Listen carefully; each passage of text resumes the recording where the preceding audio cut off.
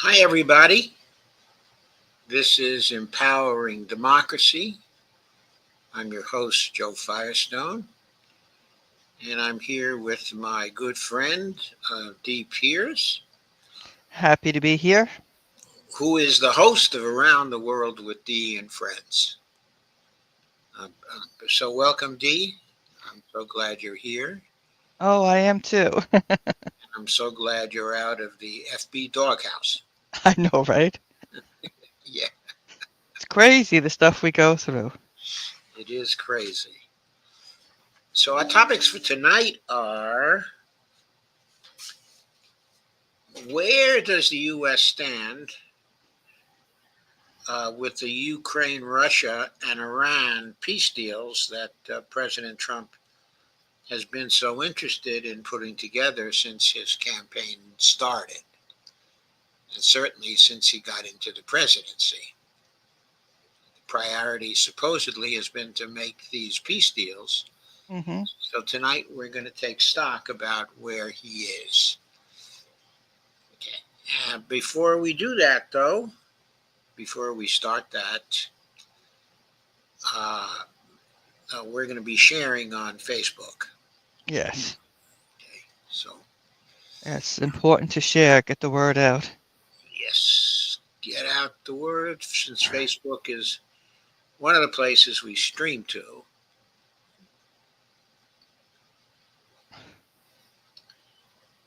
It is important to tell people there that we're around, Yes, we're live. We're live. Come on.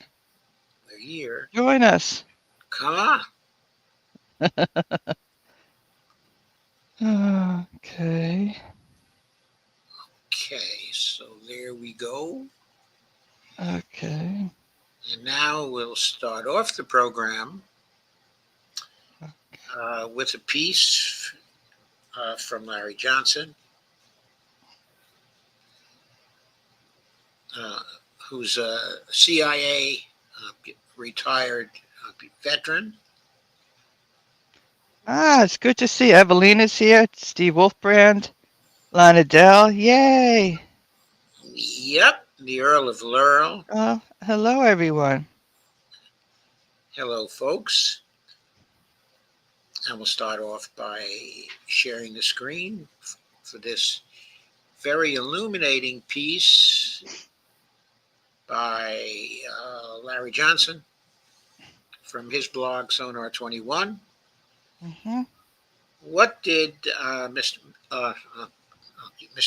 Uh, Mr. Medinsky tell Ukraine's? Guess his name is Umarov. Okay, Umarov looks like a particular kind of character. Okay, and Medinsky is all dolled up in a suit and tie. Hmm. But here they are. On June the 2nd, 2025, Ukrainian Defense Minister, his name is Rostam Umarov, Russian envoy, um, um, um, Vladimir uh, Medinsky, held a private meeting in Istanbul that lasted 2.5 hours, preceding the formal peace uh, um, um, um, negotiations between their respective delegations. This bilateral discussion delayed by an hour the start of the official meeting, which lasted just over an hour. Almost all of the media have ignored uh, uh, uh, the Umarov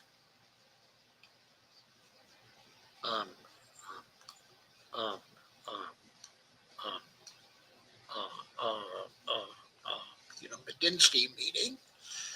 What is particularly noteworthy, okay, is that Umarov did not attend the 1 hour session with the full delegations, but um, um, um, um, um, um, um, um, um, Medinsky did. So what did the two men discuss?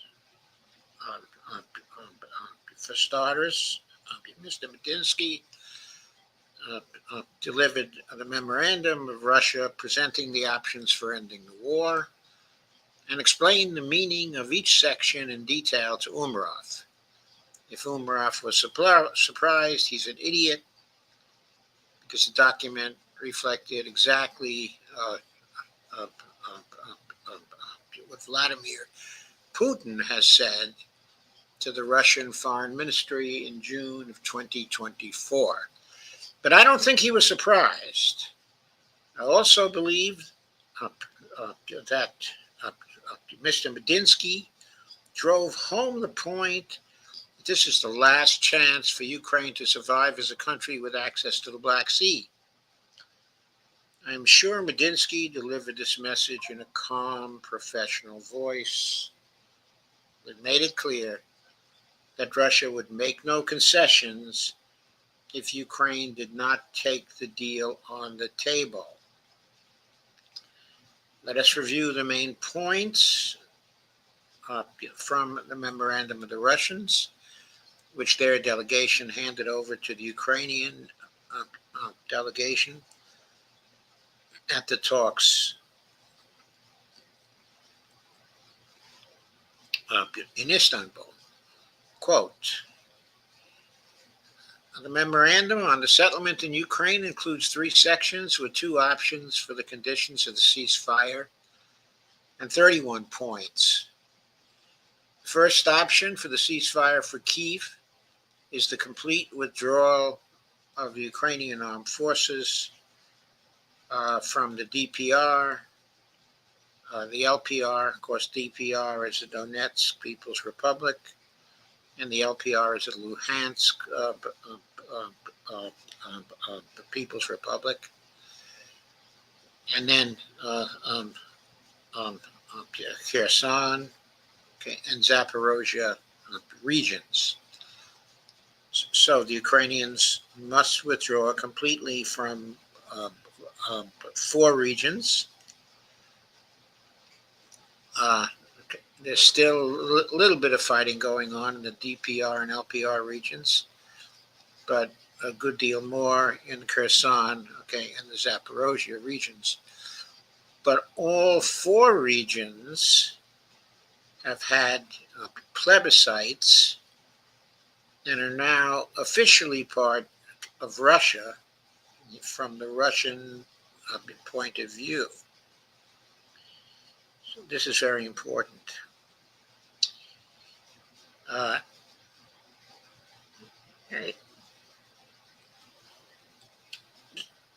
The second option is the complete withdrawal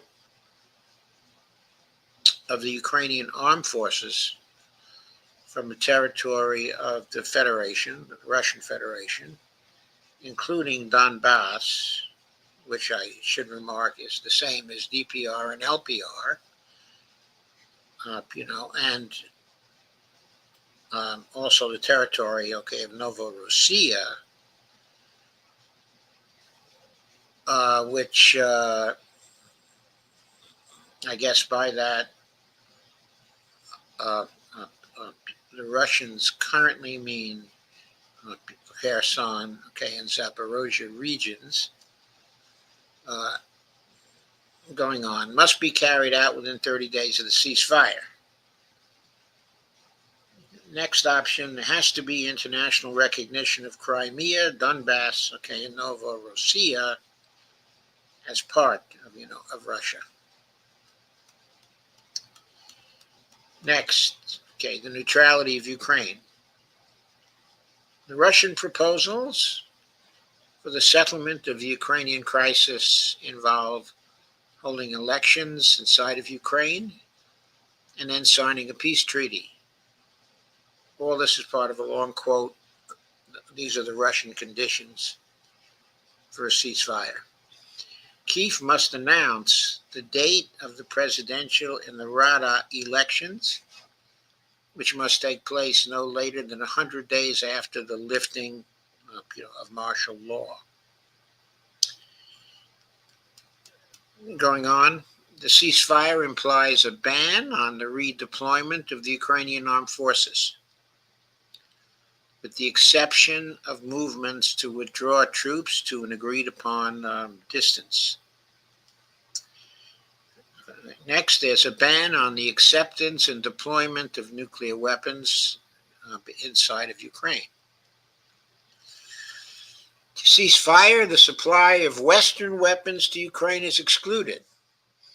This also applies to the provision of intelligence. Next, a peace treaty between Russia and Ukraine must be approved by a legally binding resolution of the UN Security Council, which means, of course, there must be no vetoes by the United States or any other party, such as the UK. To cease fire,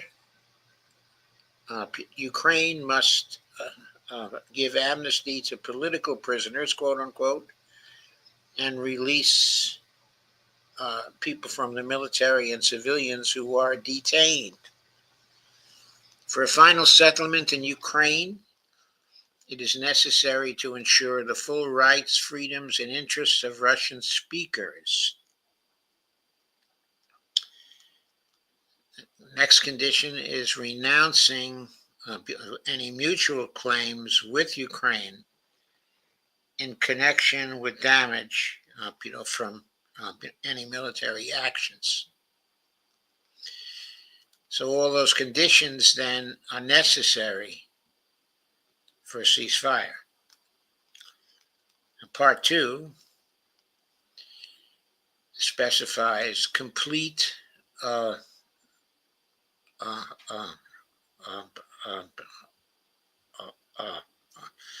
includes the conditions for complete withdrawal of forces. Beginning of the complete withdrawal of the armed forces of Ukraine and other paramilitary formations of Ukraine from the territory of the Russian Federation, including the Donetsk People's Republic, the Luhansk People's Republic, and the Zaporozhye and the Kherson regions, as well as their withdrawal from the borders of the Russian Federation to a distance agreed by the parties in accordance with the approved the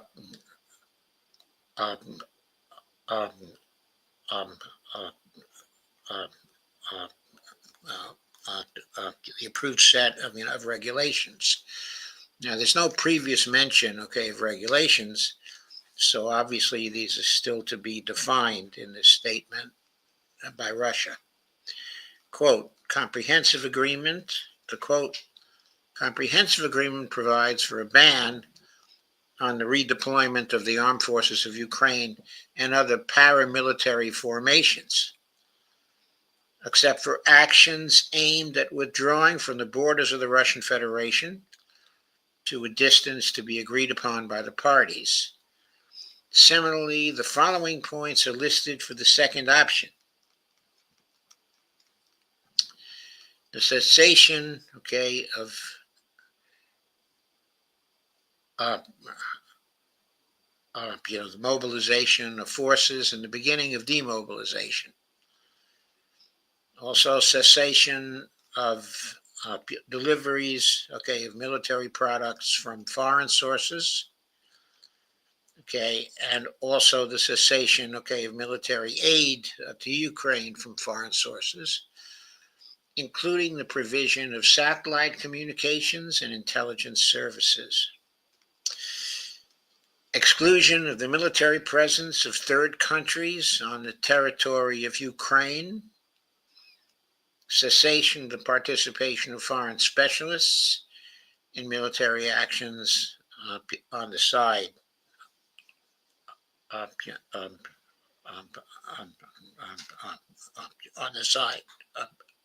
Ukraine. Guarantees of Ukraine's refusal to engage in subversive and sabotage activities against the Russian Federation and its citizens. Creation of a bilateral center for monitoring and controlling the ceasefire. Also, there's to be a mutual amnesty for political prisoners, quote unquote, and the release of detained civilians. Next, the abolition of martial law inside um, um, um, of Ukraine. Next is announcement of the date for the elections of the president of Ukraine and the Verkhovna Rada, which is the legislative body of Ukraine, of course, which must be held no later than 100 days after the lifting of martial law. Signing of the agreement on the implementation of the provisions contained in the first section, and steps and deadlines to be followed. The final section contains the sequence of steps to be taken by each party to the conflict before the document enters into force. Beginning of the drafting of the treaty text. Declaration of a 2 to 3 day truce for the collection of bodies in the, quote, gray zone, unquote. Unilateral delivery to the Ukrainian side of 6,000 bodies of service members of the armed forces of Ukraine. Signing of the ceasefire memorandum with specific dates for the implementation of all its provisions and determination of the date for the signing of the future final settlement treaty, hereinafter the treaty. A 30-day ceasefire is established from the moment the withdrawal of the armed forces of Ukraine begins. At the same time, the complete withdrawal of units of the armed forces of Ukraine from the territory of the Russian Federation. And this, of course, includes the Novorossiya part of it, because from the Russian point of view, that now is part of the Federation. And the full implementation of the, quote, comprehensive agreement, unquote, must be carried out within these 30 days. Next, elections are held and governing bodies are formed on the territory of Ukraine. Then, signing of the treaty. Then, approval of the signed treaty by a legally binding UN Security Council resolution. And then the ratification and entry into force and implementation of the treaty. Okay, the ratification, of course, will be by the Rada of Ukraine, the newly elected Rada. Okay, and also by the Duma, in Russia. Note, what is missing in the list of Russian demands, says Larry Johnson. In other words, we're finished with a long quote. But denazification, although not explicitly stated, the practical effect of Ukraine accepting the Russian proposal would in fact preclude the extreme right-wing elements, aka the neo-Nazis, from being part of the succeeding government. I do not believe, says Larry, that the Russians anticipate that Zelensky and his neo-Nazi crew will accept the Russian proposal. However, the memorandum is likely to sharpen differences within the Ukrainian government and create more chaos, not less. Could that be part of Russia's plan for bringing this war to a military conclusion? Question mark. If Ukraine rejects the offer, President Putin and his team will be able to persuade their allies in the global south that they made a good faith effort to end the war, but that the extremists who control Ukraine are not willing to negotiate. Accordingly, Russia will press home the attack and finish off the Ukrainian army and its its NATO backers. And that's the end of it, except for a small paragraph from Larry, which is encouraging people to watch his interview with Nima, on the date of this blog. Well, I should say to watch Nima's interview with Pepe Escobar. And Larry points out that Pepe illuminates the feeling running rampant in Moscow about the need to finish off Ukraine and send NATO an unmistakable message that the recent attack on the strategic bombers of Russia has crossed the red line, and NATO will pay a price.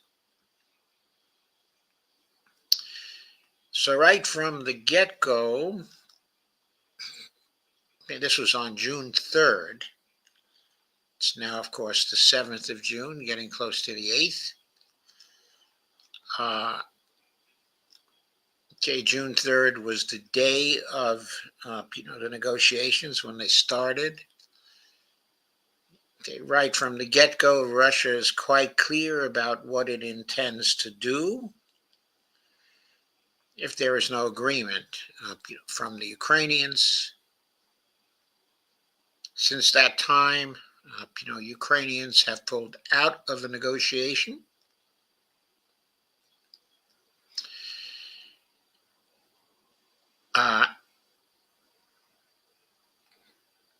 And so now we're looking at the military activities of the Russians, undoubtedly to provide a punishment for the Ukraine attack, supported by NATO. Who in NATO supported it? Well, we'll get into more information about that as we go through the stream today. We have a number of comments here. Alina and Steve, and Lana say hello. Lana said, as soon as I get home, I will put you and Dee on the TV. Thank you, Lana. I hope you're home by now. The Earl of Lurl says, hey, guys, and says, hi, Steve. Steve Wolfbrand says, hi, Earl. And Steve Gonzo is here as Steve G2. And Steve Wolfbrand shared on Facebook. And Steve Wolfbrand says, hi, Steve. And Steve Gonzo waves. And Robert Copeland says, sounds like Russia wants Ukraine to be a pro-Russian puppet country. Well, I don't know about that. Seems to me it sounds like what they want is for Ukraine to be a neutral country and to have a military force that is only very small. So there is a 30-day ceasefire agreement in there, yeah, but only as part of the acceptance of the terms, which were delivered by the Russians. Steve G2 says, breaking co-Columbia presidential pre-candidate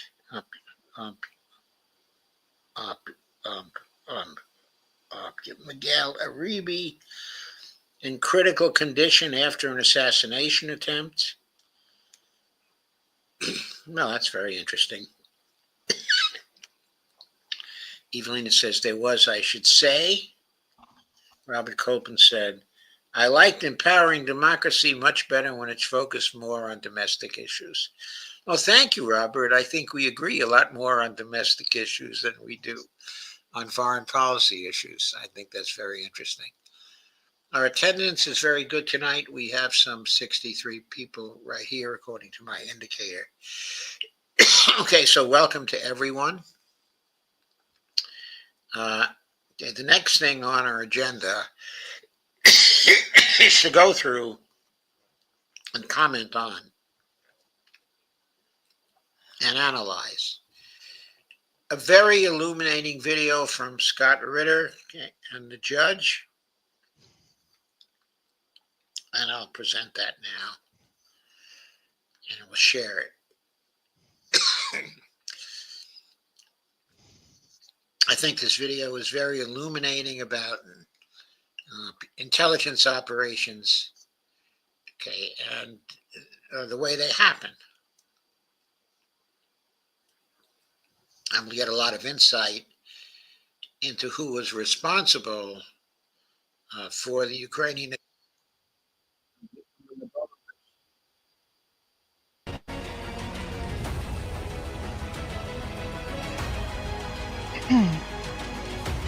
It's time to see. A pleasure, my dear. If you're sitting around Googling how to make money on the internet and your ass is tired of being broke, let me tell you what your parents know. Dear friend, no matter what we're talking about, thank you very much for your time. So, in your view and from your sources and analysis, who or what was behind the drone attacks that were visited upon Russia, and is President Trump's denials that the United States knew about this at all credible? This is a British operation, British designed. It conforms with the British plan of keeping Ukraine in the fight and taking the fight to Russia. Remember, this was a plan that is supposedly a year and a half in the making. So politically, we go back to the time of Joe Biden. At that time, the United States was actively, using 20 CIA bases. Now, a base is a CIA center of operations focused on a particular. Okay, just a short comment on this.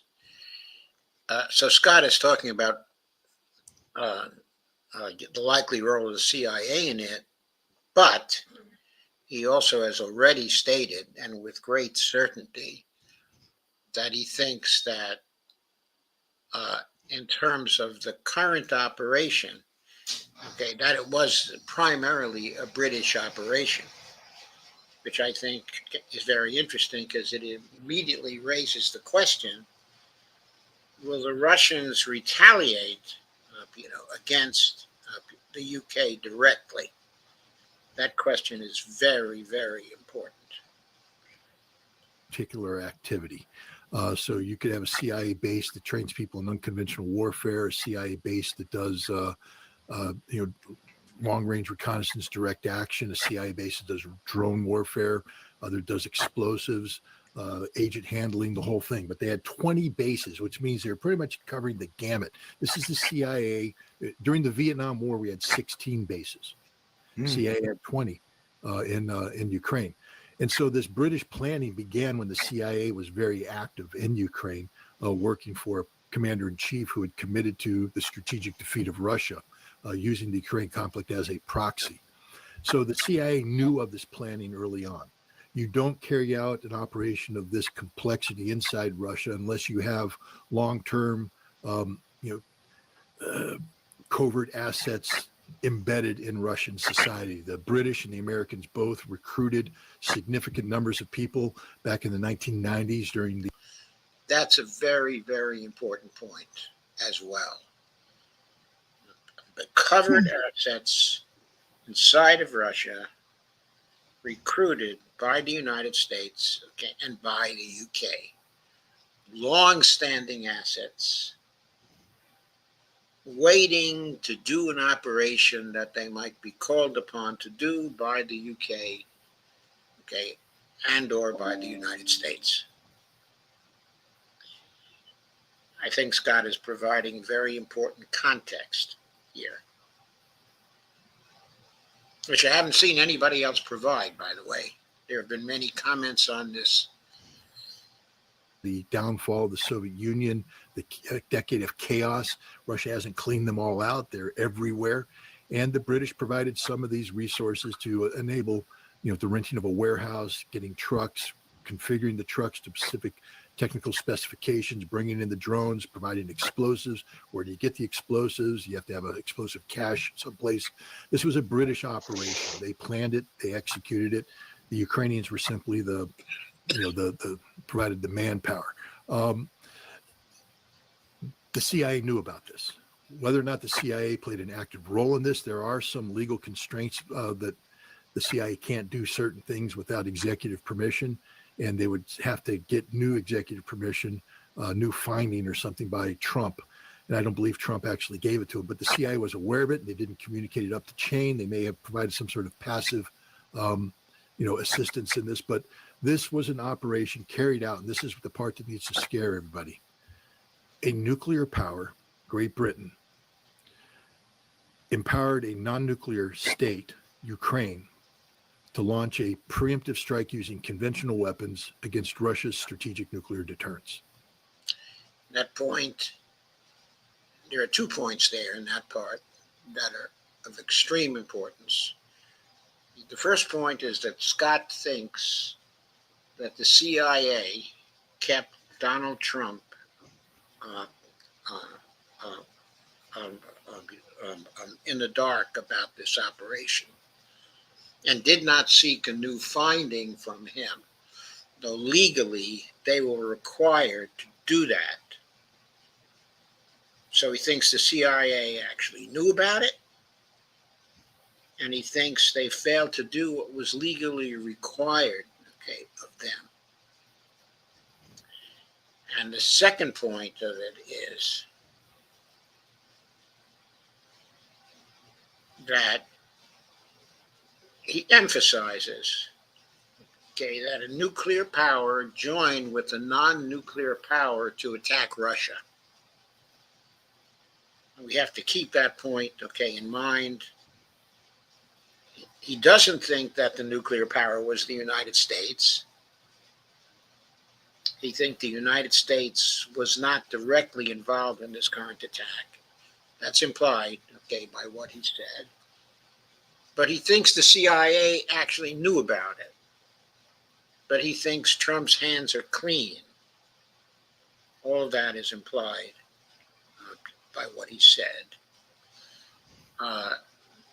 Okay, also the nuclear power involved, okay, is Britain. I'll go on. That violates at least 2 clauses of Russia's nuclear doctrine. When you violate the nuclear doctrine on the conditions under which Russia will use nuclear weapons, that means that you are creating the conditions for a nuclear war. Now, the British have taken the lead in saying that Russia is bluffing. And Okay, a couple of points on that, which are important. First of all, the UK is not a party to the New START Treaty. The New START Treaty is between the United States and Russia. And that treaty has been suspended, okay, at this point. But both Russia and the United States were conforming to the conditions of the treaty, especially with respect to leaving their bombers out so they could be seen by satellites. This was very important in the Ukrainian attack, okay, because the Ukrainians used the drone attack, on some of the strategic bombers, okay, of Russia. And those bombers were out there like sitting ducks. And they were out there like sitting ducks because even though the treaty was suspended, both the United States and Russia were conforming to the condition that they leave their bombers outside so they could be observed from space, and both sides could know that there was no bomber attack, that was going on. Okay, the British were not a party to the treaty, but they knew very well the conditions the Russians had laid down, in their doctrine. Okay, now the British, in terms of international law, were not bound to conform to the doctrine of the Russians. But from a practical point of view, the Russians were laying down their conditions to retaliate against a foreign power that was going up to attack them. So those conditions were very clear to the British. And as Scott is saying here, it's pretty it's pretty clear that the British believed the Russians were bluffing in laying down their conditions. So now, following the attack, Putin is left with the condition uh, that the British believed that these conditions were not a real red line by the Russians, but just a bluff.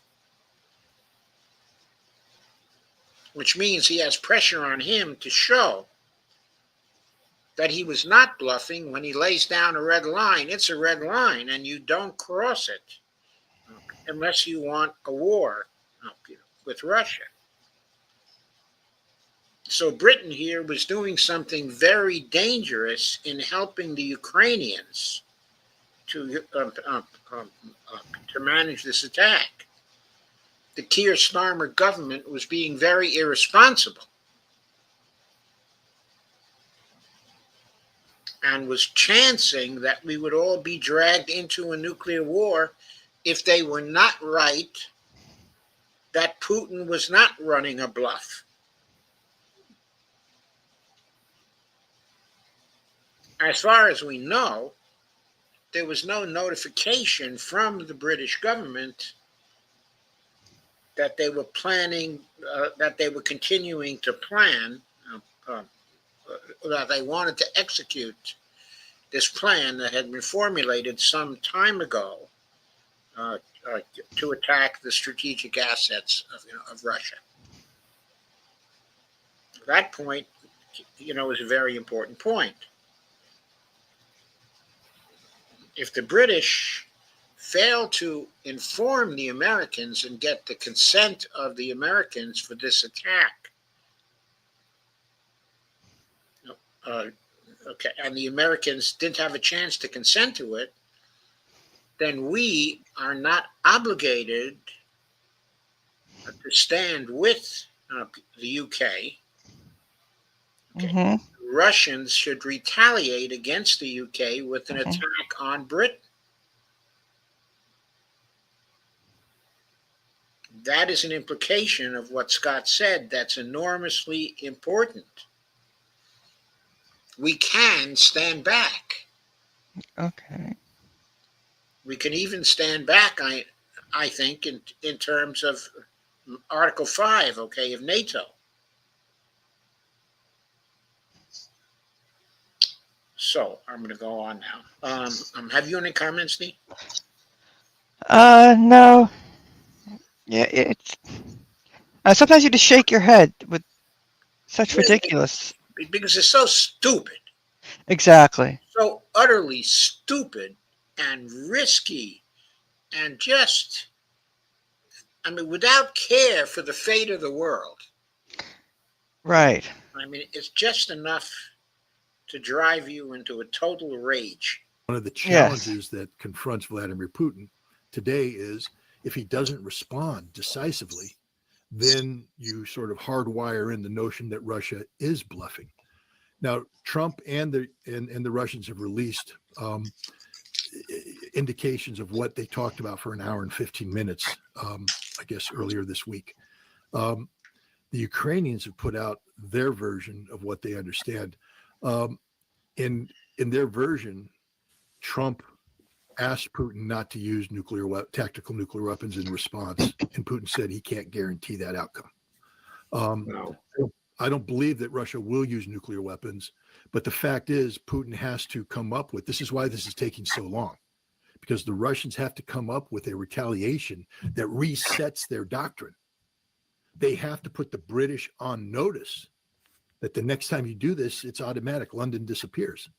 What they're going to do has to be so severe. The punishment delivered to the Ukrainians so outrageous. And the rumor is now that they are even talking about that the guarantees they gave the United States, Great Britain, that Zelensky and the inner circle would be protected are gone. Putin just called Zelensky a terrorist. He called it a terrorist government. And there's only one way you deal with terrorists and a terrorist government. Unless, of course, you're Donald Trump and you shake hands with them and do business with them. But Okay. So to clarify that, that aspect of things, the Ukrainian attacks were not just on the air bases, okay, of Russia, okay, and the strategic bombers. But there were 3 attacks, I believe, on the civilian population, and there was civilians who died, okay, in one of the attacks.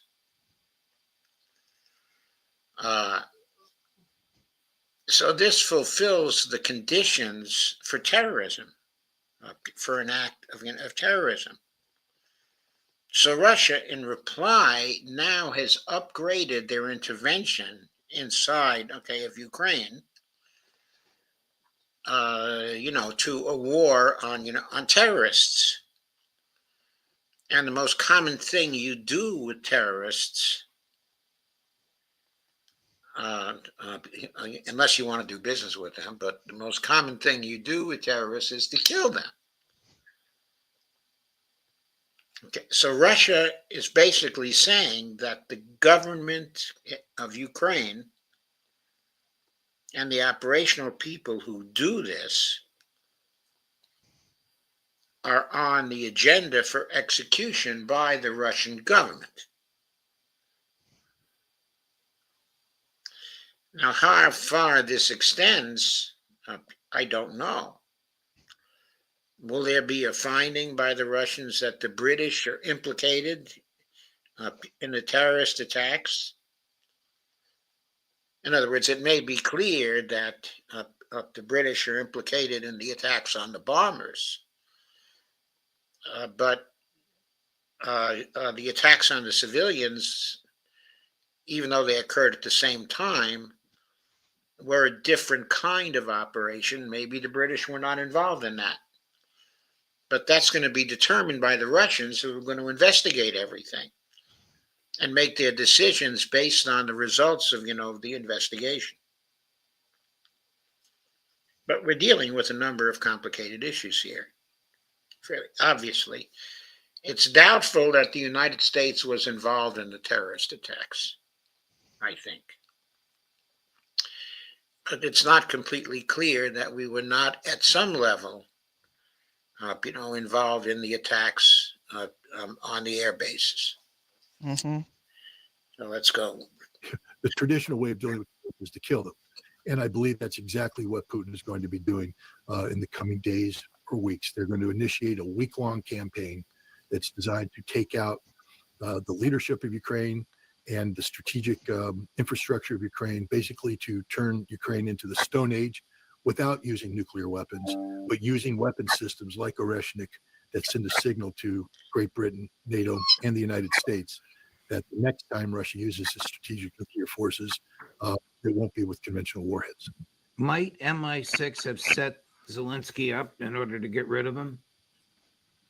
Well, I don't know. I mean, it's possible, but what politician would say, "Hey, let's risk general thermonuclear warfare that kills us all to get rid of Zelensky"? Or, hey guys, this is U.S. Senator John Ossoff in Georgia, and before you skip this ad, just hear me out, because I'm the kill him.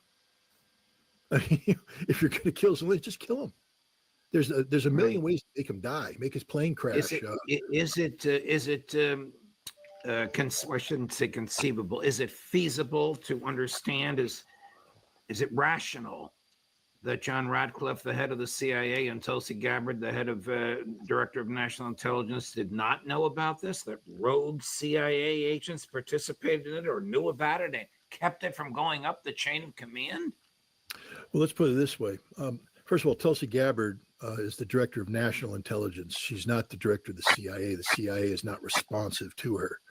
She manages 17 intelligence agencies and she briefs the president. But Tulsi Gabbard isn't in the CIA chain of command. She can't issue an order and make CIA do things. Ratcliffe is. He's the director of the CIA. So that point, okay, is another very important point. Tulsi Gabbard is not in a position to order the directors of the other intelligence agencies. She is more a coordinator, okay, of intelligence, okay, across all the agencies. She coordinates and then brings the information to the president. That is her role, but she doesn't have a supervisory role. She doesn't have a command role. We have to keep that in mind. But what we know, for instance, Gina Haspel was a former director of the CIA, hard-nosed woman. I mean, she was London station chief. That's one of the big ones. If you got that on your resume, you're going up the chain of command. She went all the way up to director. Nickname Bloody Gina. Bloody Gina, because, well, gosh, she ran a base. Remember, we're talking about those bases? Yeah, one of those She ran a bases she base. ran was a torture place. But It was anyway, a torture base where they put. back to what the CIA should have known and should have told the president. Well, right, but what I'm trying to say is Gina Haspel's no pushover. She couldn't control Russia House. She tried to. She came in and said they're lying to us. They're running operations that we can't control. We don't. It's out of control. She couldn't control Russia House. What do you mean by Russia House? Russia House is the part of the CIA Director of Operations that runs Moscow Station and runs all the covert operations against Russia. Russia House is the center of power when it comes to intelligence operations. Back during the Cold War, Russia House was it. It was the center of the universe. Moscow Station was the ultimate place you wanted to be. I had some limited interaction with them when I was as a weapons. They inspector. don't answer to CIA command.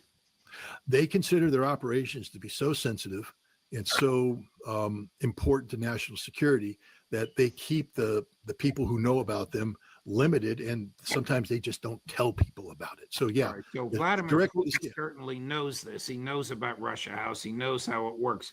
Does he believe, in your opinion, Donald Trump, when Trump says the U.S. didn't know about what happened to your country last weekend? I believe that was an honest state. Well, first of all, it's not that the U.S. didn't know. Trump said I didn't know. He said Trump didn't know. He didn't say.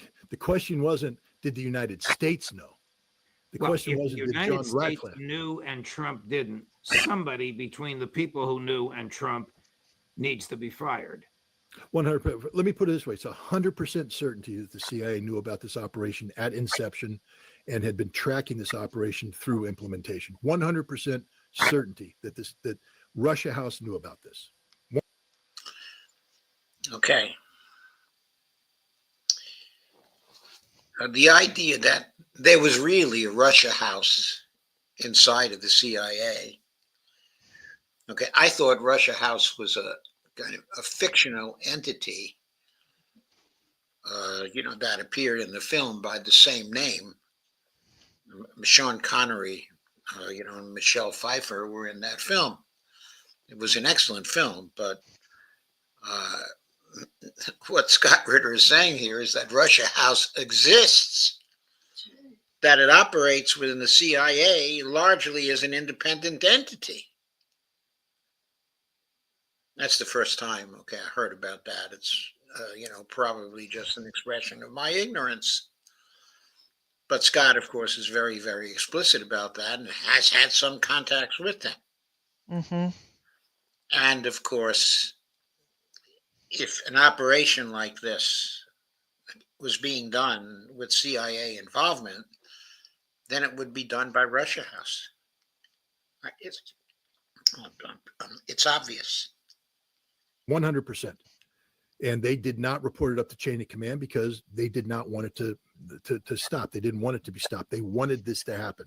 So the CIA, while they may not have been the trigger pullers, were definitely people watching what was happening and cheering them on. And they didn't report it up the chain of command, knowing that had they done so under this administration, the plug would have been pulled. So they are complicit in this. Well, and they absolutely are. They're running a rogue foreign policy. They're facilitating a rogue foreign policy, which could result in the deaths of millions of innocents.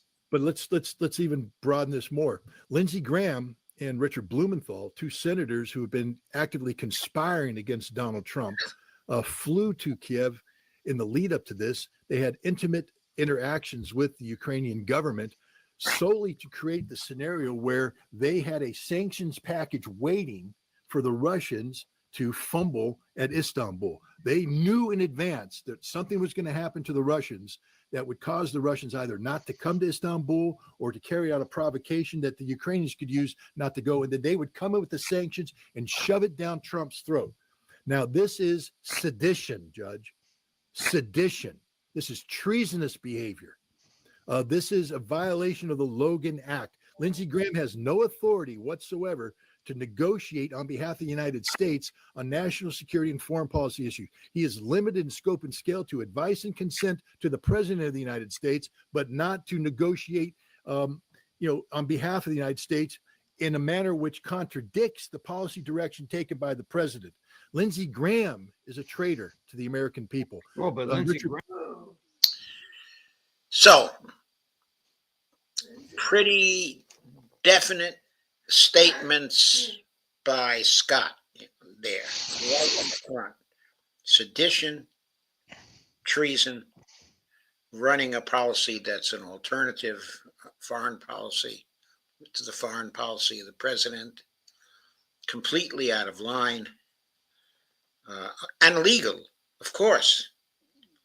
Now, the Blumenthal and Lindsey Graham have been involved in an illegal operation. Graham is the president's golfing buddy who gets to whisper into his ear all the time. Well, but now it comes down to this. And this is the tough question that has to be trumped. Hey, the ear whisperer, the golfer, the perfume princess who you seem to be so close to. Did he tell you about this, Mr. Trump? Did your best friend whisper in your ear and say, we're going to hurt Putin? Is there So are any you question lying? in your mind but that Graham and Senators Graham and Blumenthal knew about this? They may not have known about drones leaving a truck. That's a very sensitive technical thing. They knew that something was in the works that was going to keep the Russians out. The Ukrainians said, we got a plan to keep the Russians out of Istanbul so that you could trigger your sanctions. Because Trump's whole thing was, if the Russians don't want to participate in this, then I won't be able to hold back the Senate. And so the Senate went in there, coordinated with the Ukrainians, who said, we got this, boss. We got this one. So they conspired against the policy direction of President Trump. That's sedition. Okay, I think Scott is quite right about that. Mhm. I also want to make the further point, okay, that the way the negotiations proceeded, the Russians came to the meeting Mhm. and they laid down a proposal. And the Ukrainians rejected the proposal and withdrew from the negotiations. So the conditions under which supposedly Graham and Blumenthal would go ahead with their sanctions were not fulfilled by the Russians. In other words, the Russians were willing to negotiate and to continue to negotiate. It was the Ukrainians, who withdrew from the meetings. So now there are no grounds for further sanctions on Russia. So this whole elaborate effort, of the Ukrainians has now failed because they themselves withdrew from the negotiations. Sorry, I just had to point that out. Is it incompetence on the part of Ratcliffe that people under him participated in this and he didn't know about it? He must understand Russia House and he must know how to deal with them. Otherwise, there is a branch of the CIA which is truly deep state, which truly operates on its own, which truly takes taxpayer funds and engages in all kinds of behavior, lethal and surveillance, without the knowledge and consent of the president or their lawful superiors. Okay, the judge obviously is outraged by this. Totally outraged by it. I think the outrage is real. I don't think it's fake. Okay, because the judge, whatever else you want to say about him, is a constitutionalist. The problem is, Judge, there's a founding document dated back to 1947, NSC 10-2, which creates the Special Activities Department within the CIA, and it's tasked with carrying out covert operations, deniable operations, meaning that they say right in the legislation that the CIA must construct these operations so that if they are uncovered, they are deniable to the United States. This means that the CIA, by its very nature, goes so deep and restricts information flows so much that they can, from the standpoint of a covert operator, and I can tell you this with 100% certainty, CIA directors come and go. Most CIA directors are political in nature. They're not operators. And so now I'm running this operation that's been going on for 10 years. And I got a CIA director there. And I look at him and say, I don't agree with his politics. I don't agree with the president's politics. We're going to continue to do this operation. We're not telling anybody about anything. And they've been doing that since they were founded. The CIA is the deep state. The only way you handle Russia House is to eliminate the CIA in totality. And frankly speaking, arrest most of the case officers out there because they're not good Americans. These are liars, cheaters. I was recruited by the Special Activities Division of the CIA. And I remember one of my final interviews with the recruiter was a veteran guy, Vietnam, doing Honduras, door kicker out of Honduras, covert ops during the Gulf War. And we were talking, he said, we really want you. We really like you. But he said, the problem is you can't lie. And he said, if you're going to work for us, you got to lie about everything. You got to lie to your wife. You got to lie to your friends. You got to lie to your boss. You got to learn to cheat the polygraph because you can't tell the polygraph half the stuff you're doing because you're going to go out there and you're going to be living a lie. And he said, you're too honest. Thank you for applying, but we can't take you. The CIA is full of liars. These are cheaters. These are alcoholics. These are drug users. They're gangsters. And when we dissolve the CIA, we've got to actually make sure we deal with these people properly, or else they'll go out and do horrible things. When you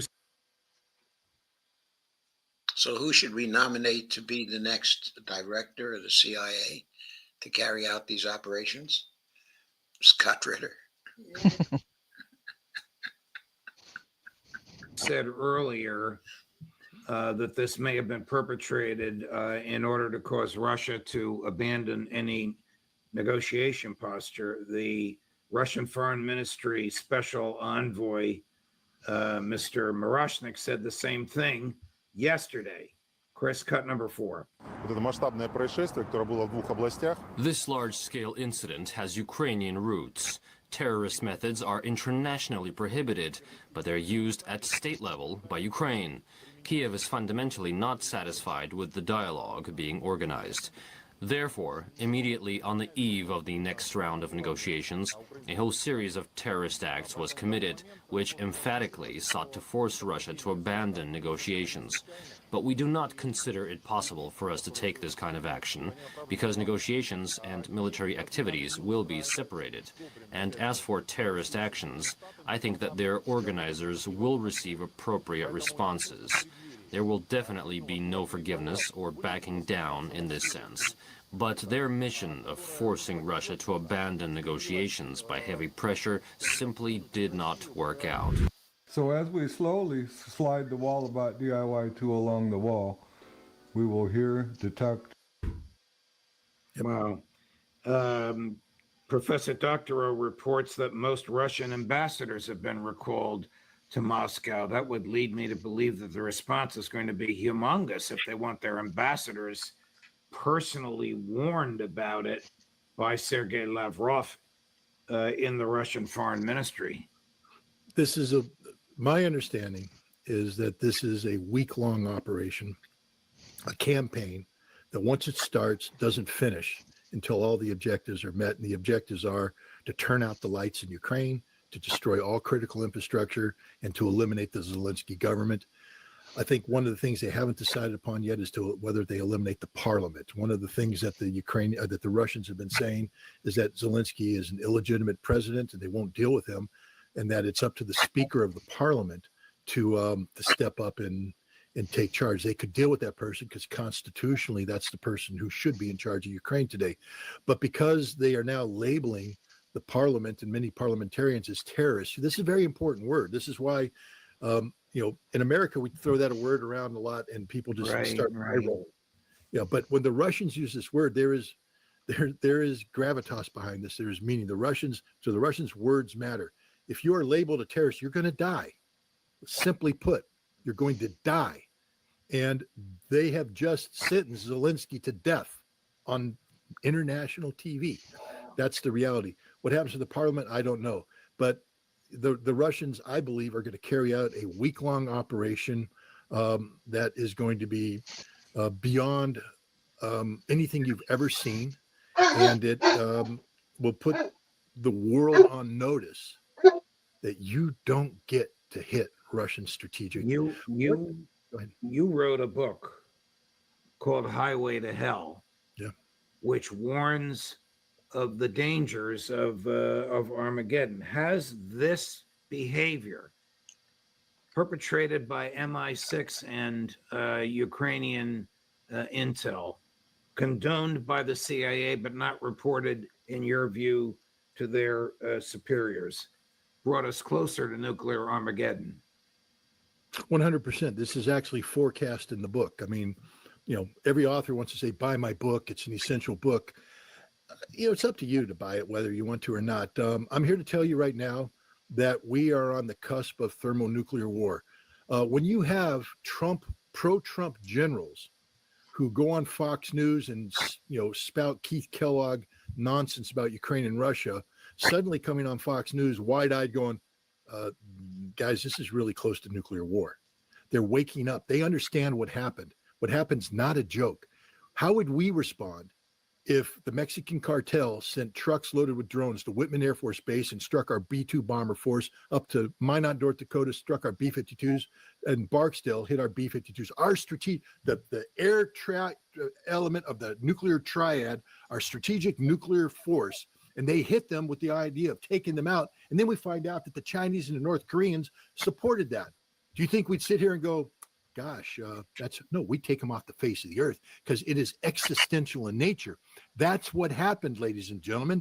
The Ukrainians went after Russia's strategic nuclear deterrence, backed by a nuclear power, Great Britain, and facilitated by another nuclear power, the United States.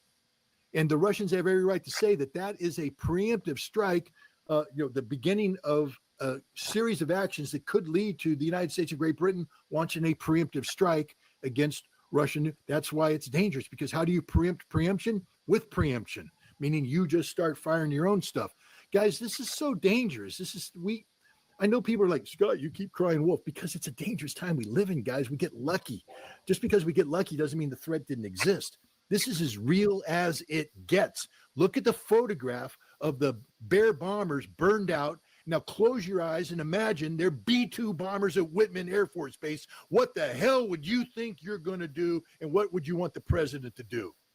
And then be grateful that there's a guy named Vladimir Putin sitting in the Kremlin who isn't a vindictive, revengeful kind of guy, who understands the consequences of his actions. But be prepared, because he will have to send a response that reestablishes Russia's red lines in their nuclear doctrine as a reality, not something that can be violated at will by a nation like Ukraine.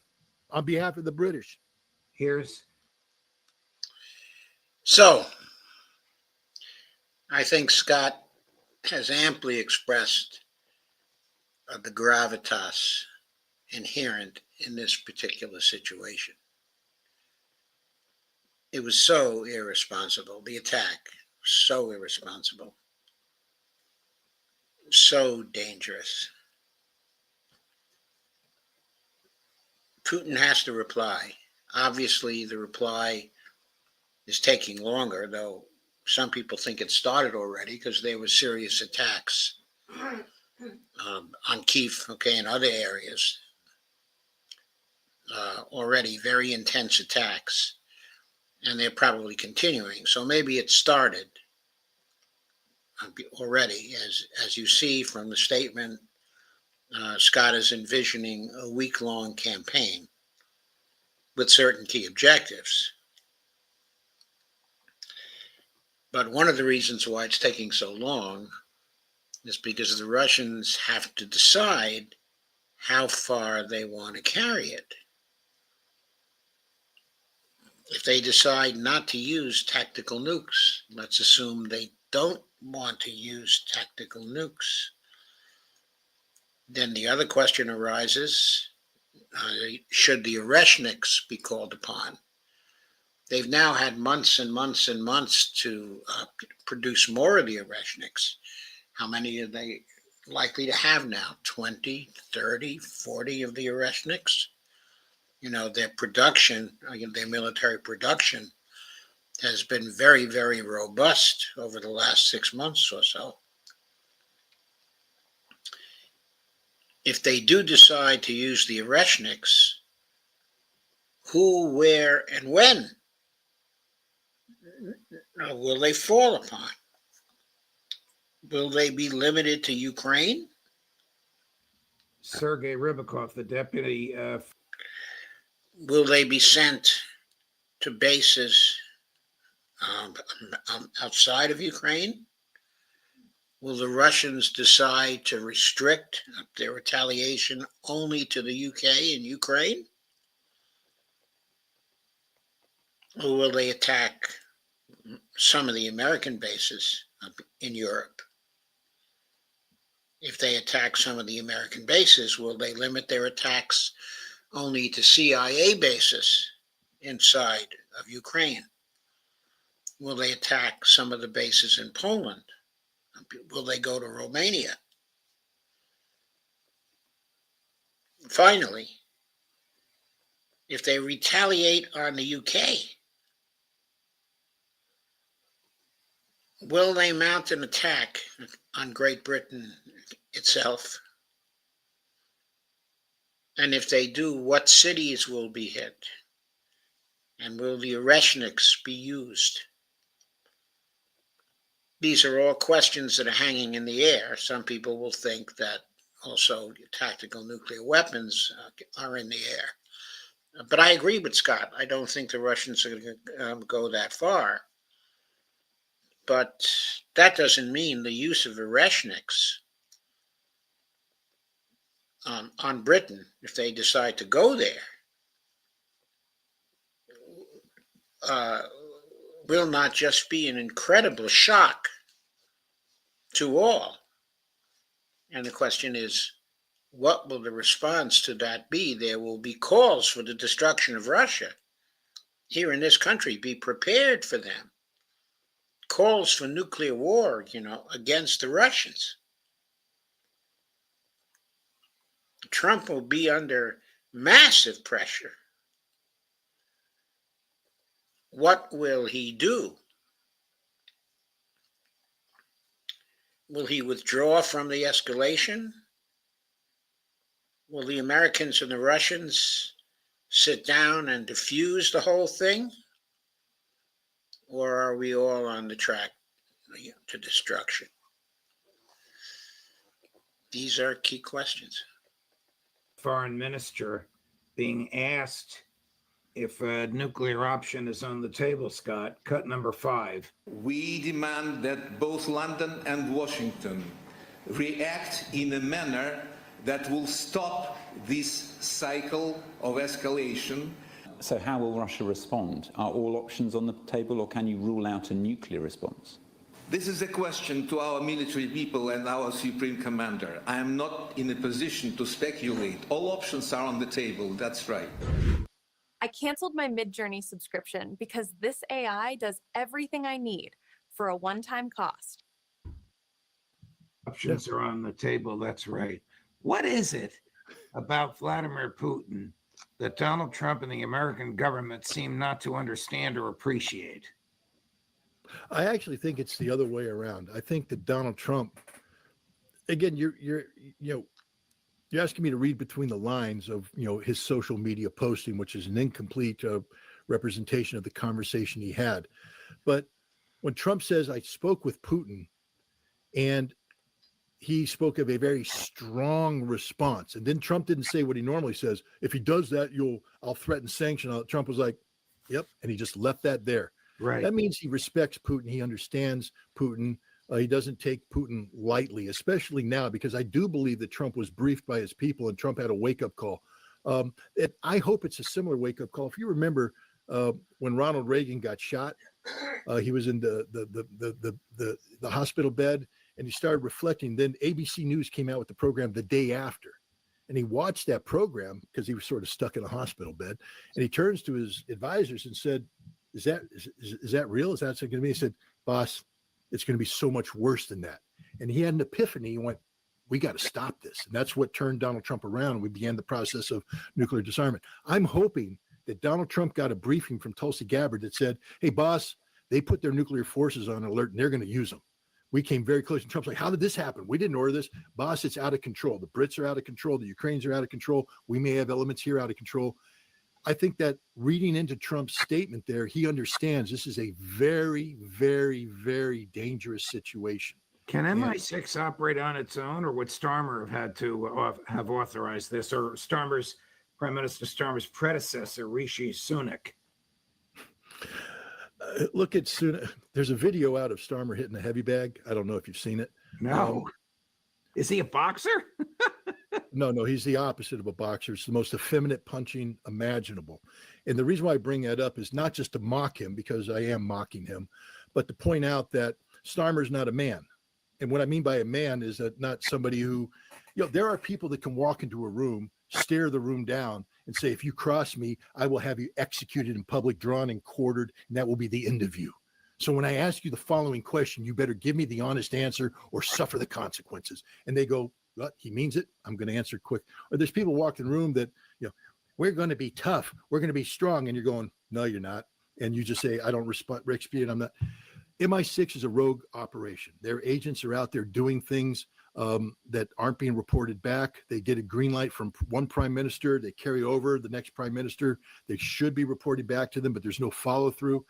And so the MI6 is doing things right now that are being directed more out of the Ministry of Defense, side of the house, maybe some British deep state elements that advise prime ministers. But have you ever seen that show, Minister? It's a comedy about the British, yes, Prime Minister, or yes, yes, Minister. Yes, Minister, and how they literally, the minister comes in and the state doesn't want to give him anything. They're just like, yeah, you go off and play golf and drink tea and we'll do the business of government, because ministers come and go. And the British have a deep state, the civil service in there that run things, and they don't report up the chain of command. Unless you have a strong leader calls them in and tells them the truth. I will kill you. I will eviscerate you. I will terminate you if you lie to me. And I'm going to ask you some very tough questions. But Starmer's not that leader. And I think that you have this operation going on that's just a rogue operation by a rogue agency. But it's a British agency. What we need to do as Americans is put the British on notice that if they don't bring their mad dogs under control, then we will terminate our relationship with them, because what they did is put the American people's lives at risk. Again, I want to tell your audience, you almost died 2 weeks ago and earlier this week, because Russia had every right, when the British helped the Ukrainians launch a drone attack to assassinate Vladimir Putin. Had they succeeded, Russia would have used nuclear weapons. And now, by launching this attack against Russia's strategic nuclear deterrence, Russia has every right to use nuclear weapons. Fortunately, the restraint is there. But the British think the Russians are bluffing. I will tell you, I can't speak for the Russian government, but I know for a fact that when a phone call was made in September of last year from a Russian ambassador to American officials saying that if Biden signs off on a document that allows American ATACMS missiles to strike deep inside Russia, the Russia response will not just be limited to Europe, Ukraine, but they will hit Washington, D.C. And that's why Biden backed down. The Russians aren't bluffing. There's no bluff in the Russians. And so British think they are bluffing, and we're the ones that get caught up in this.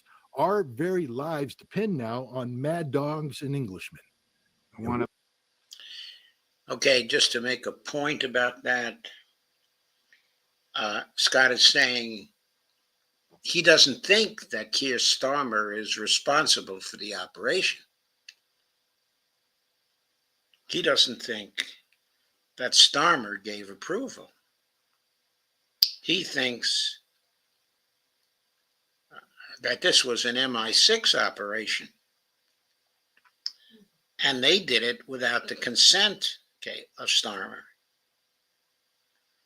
So that's an implication of what he's been saying here. He's also saying, of course, that we have to see to it that the British leash up their dogs, their mad dogs, their MI6. But a question, which arises, if we cannot leash up our Russia House people, what makes us think that Keir Starmer will be able to leash up the mad dogs in his administration? Just a thought. To play a clip of an American mad dog, Steve Bannon, who agrees 100% with what you've been saying, particularly about the roles of Zelensky and Senator Graham. Chris, cut number 8. We can't have people over there telling the Ukrainians that we're going to back more. What we're trying to do is calm this down. What President Trump is trying to say is like, look, we can't have Lindsey Graham and particularly Zelensky leading us into a third world war with a deep strike into Russia. And Putin came back today and said, hey, we're going to get to the bottom of this and we're going to see who's accountable in Ukraine and beyond. And that was a message to the United States. What he's doing over there right now is stirring it up. He's giving Ukrainians false hope that we're there to support them on engaging Russia in a kinetic conflict, and we are not. Two things ought to happen. Either cancel his passport and don't let him back in the country, or put him in jail if he comes back. And people better wake up to the fact that we're getting sucked into this war. If the intelligence community actually did this, this is an act of war against Russia. Did the American people vote to go to war with the Russian people? Hello, my name is Adam Ferrari, the Chief Executive Officer of Phoenix Energy. I look forward to you joining us at our next. That was my friend Chris Cuomo. We cut out the questions because we just wanted you to hear Bannon's answers on the News Nation network. But Steve makes some very good points. 100%. I don't normally agree with everything Steve Bannon says. Same here. And when Chris presented it to me, he said, Judge, before you say no, please take a look at what he says. It's dynamite. No, I mean, on this, he's 100% correct. 100% correct. And it just because, in the end, he said, did the American people vote to war against the Russian people? Judges, on June 18th, we're going to hold a citizens summit where we're going to have a dialogue between the Russian people and the American people in Kingston, New York. This is so important because the American people didn't vote to go to war against the Russian people. And maybe it's time the American people start engaging the Russian people on a personal basis, an individual basis, to realize that they don't represent a threat against us and we don't represent a threat against them. We have to do something to change the dynamic here in the United States so that Lindsey Graham and Richard Blumenthal don't feel empowered to run off and carry out acts of sedition against a president who seems to be clueless when it comes to what's going on around him. Scott Ritter, you're on fire, my dear friend. I mention again your book, Highway to Hell, for anybody that wants to OD on Scott Ritter. I read the book and I wrote a blurb on it, and I meant sincerely what I wrote. But Scott, thank you very much for your personal integrity and personal courage and just outright knowledge of all this and your presentation to us today. Over the top, my friend. Thank you so much. We look forward to seeing you next week. Thanks for having me. Everybody. Okay. So that's it. I thought that was so important. So important. Yeah, I thought so too. Okay, that you see that and you understand how many times since September, of last year, our lives are being put at risk by our decision makers. I mean, this is at least 4 times now that we've been on the brink, of nuclear war. And if we don't have nuclear war, one of the major reasons why we don't have nuclear war is the restraint and patience shown by Vladimir Putin. Mm-hmm. Putin is not the demon that he's represented as, in our media. He's a very sober, very careful person who cares about the well-being of the Russian people. And he's done an amazing job for them over the last 25 years or so. I've said it before in this stream, and I'll say it again. If we all survive this, Vladimir Putin will be represented in history as one of the great rulers, of Russia. He'll be up there with Peter the Great, okay, and Catherine the Great. And maybe will even be viewed as surpassing them because he is smart, he is determined, he follows through, he is very deliberate. Every risk he takes is calculated. Mm-hmm. He is a tremendous leader for that country. We haven't had a leader of our country as good as that since Franklin Delano Roosevelt. It's been a long time, and we need such a leader to emerge right now because this country is in terrible shape. Mm-hmm.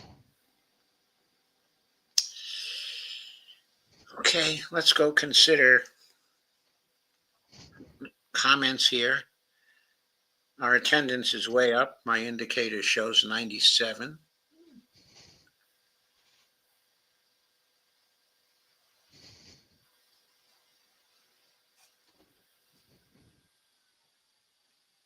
Mr. Wonderful is here and says, hello, everyone. Hello, comrades. Mr. Wonderful says, I believe the answer is no. Russia is keeping this conflict contained. It's doing everything it can to keep it contained, but it can't control what the reaction will be. In other words, when it retaliates, which it pretty much has to do at this point, it can't control what the political reaction will be in other countries, such as ours. I think this country has a tendency to go mad over certain things because of all the propaganda we've been subjected to over the last Mm-hmm. 40, 50 years. Exactly. We've been flooded. We've been flooded with propaganda, and we have a totally false view of the world outside of the United States. Totally false. Mr. Wonderful says, yeah, I believe the answer is no. Russia's keeping this conflict contained. Earl of Laurel says, Mr. Wonderful, hello. And Earl of Laurel, and Mr. Wonderful says, Earl of Laurel, hello, Gutsy. Robert Copeland says, for once I agree with Scott Ritter about the CIA not telling President Trump. Russia has also destroyed civilian targets inside, of Ukraine. It has destroyed the civilian targets, but, well, I'm not going to argue that point. That's a long argument. Civilian targets were destroyed. Whether they were wholly civilian or not is something, to be argued about. What is pretty clear is, until now, the Russians have largely refrained from attacking civilian targets, much more than the Ukrainians have. There's been nothing like the attempts to hurt the civilian populations, of Ukraine. Much greater concentration by the Russians on military targets. Robert Copeland says both sides will lose in a nuclear war. And that's an understatement. We won't just lose in a nuclear war. We'll be destroyed in a nuclear war. Robert says, damn, I am agreeing with Scott Ritter more times today than I have ever had in the past. Mr. Wonderful says, I think Starmer did give the orders, as did everyone before him. Mr. Wonderful says, Steve Bannon is right. Yes, I don't know whether Scott is right about whether Keir Starmer gave the orders. I have a very low opinion of Starmer, so I wouldn't be surprised if he gave the orders. But I also wouldn't be surprised if MI6 simply didn't tell him. Dawn Foster says, why can't we get competent people to advise the president and he shouldn't be able to pick them? Well, the president has to be able to pick his advisors because he won't listen to people that he does not pick. It's as simple as that.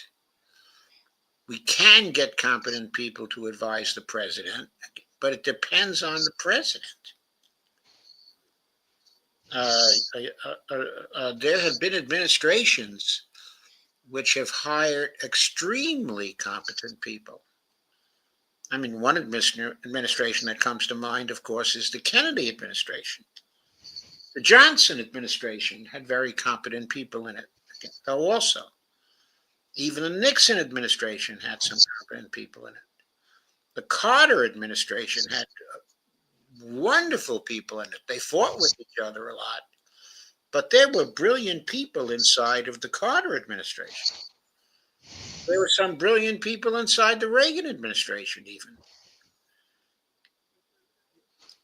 But I think since the Bush administration, we've kind of had a problem. Mr. Wonderful says people that make claims that Russia is targeting civilian targets fail to understand that Russia's satellites are able to know when military personnel make use of civilian structures. And Mr. Wonderful, I completely agree with that statement. Okay, so let us move on now, because we've got some really good stuff to go through. Our next piece, which Dee will take on, is a piece from that most wonderful journalist, Pepe Escobar. Yes, love Pepe. And the name of it, please, Dee, take it away. Yes. Waiting for the Oreshniks. While the Istanbul Kabuki proceeds, quote, not negatively. Whatever that means, right? Yes, it was written on June 3rd. This was the mood in informed Moscow. Only a few hours before the renewed Istanbul Kabuki on Russia-Ukraine, quote, negotiations. 3 key points. 1. The attack on Russian strategic bombers, part of the nuclear triad, was a US-UK joint operation, especially M16. The overall tech investment and strategy was provided by this intel combo. Okay, just a little correction here. Okay, the intelligence agency of the British, okay, is MI6. Oh, MI6, yeah, okay. Okay, please go ahead.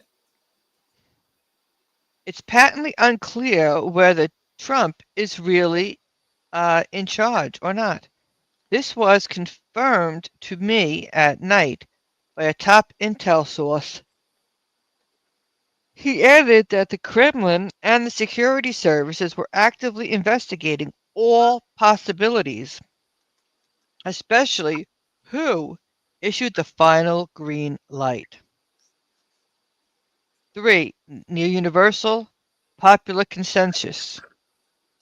Release the Oreshniks, plus waves of ballistic missiles.